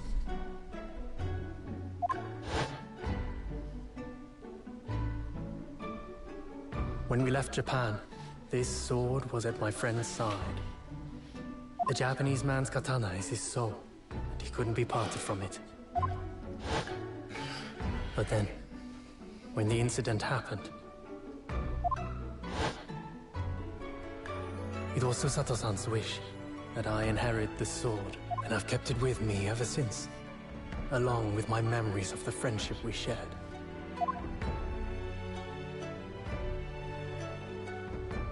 With this by my side, I always felt that you were watching over me somehow.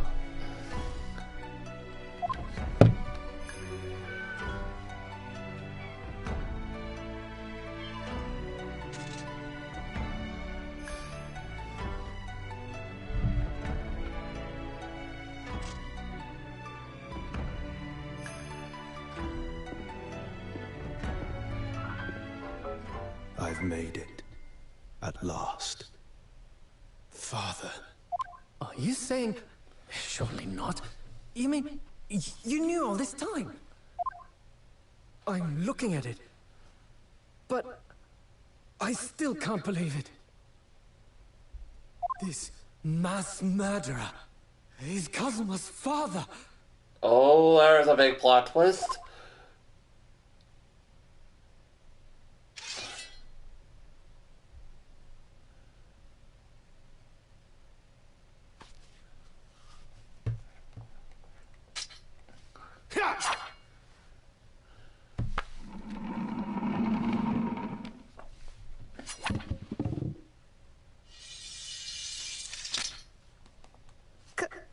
Kazuma-sama.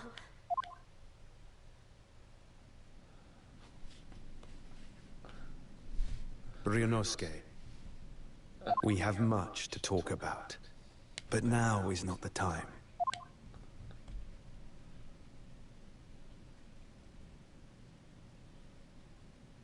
I'll be seeing you.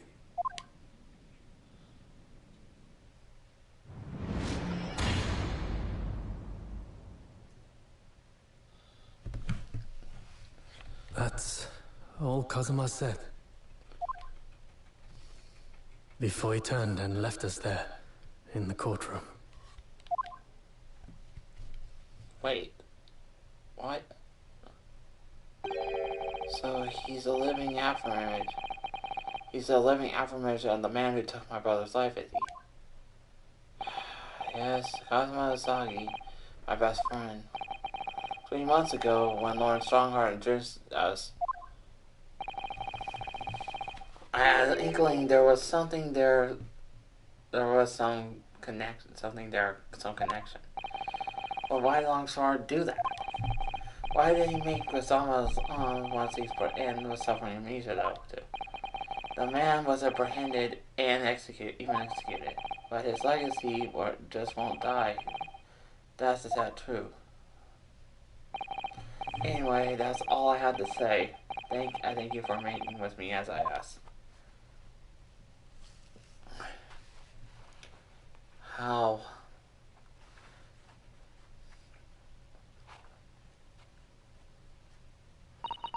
Ten years ago, my grandmother took me to the railway station. When we were there to meet my father, the train arrived for me. It was the first time I ever seen him. It was his other son. All this tied up with the painful memories to her too. She never talked about this with me before, even though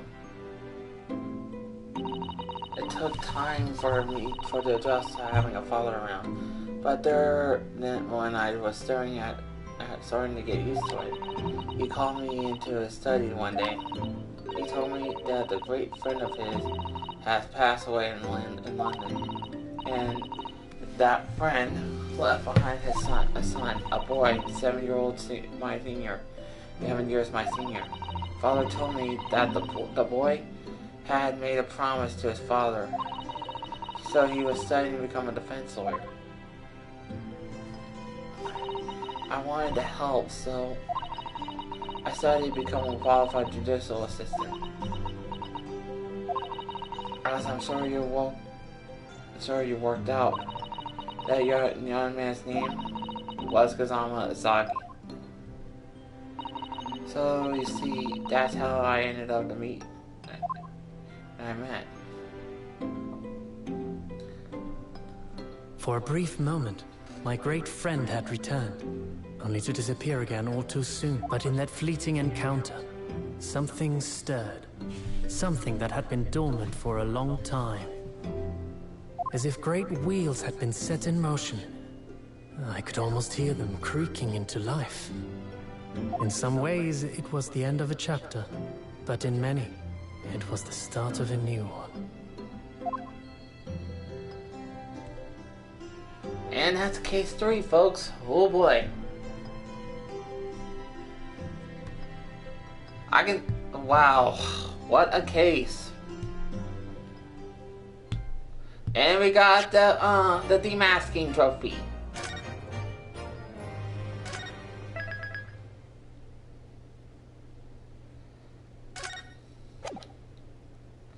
Well, that was a case. Oh boy. Okay, even though I have not watched Let's Plays, I gotta say I can see why a lot of people say this is their favorite one of their favorite cases.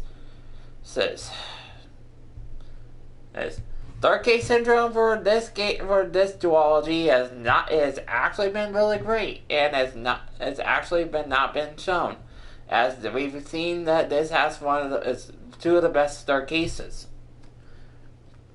I'm not gonna lie, this is a solid 9 out of 10. It's a really good case. Well, there's still a few unanswered questions, and you kind of do feel bad for both the killers as well in this case. A man who's traumatized by his past and is set out for revenge, and a woman who's basically been was pretty much blackmailed from the start to finish. It's a rough case. The whole thing with Cosma as well. Wow, like there has to be more going on, and than is to be said. With that said, we'll find out next chapter. The Twisted Karma in his last blow. Chapter 4 awaits us. We're near the end, folks. Got 2 more episodes to go. With that said, I'm Mguttle Street. I'm not sure I'll start it later today or I'll start it tomorrow. That whole schedule with me doing Skyrim stuff will start next week. As well as a new Let's Play starting on Monday. Let's just gonna say it's a tale to start of a new Let's Play. Jokes aside, I think you probably figure out what it is. As I said, I will devote Sundays to probably either grinding or something of sorts to keep so I don't have to bore you with that type of stuff.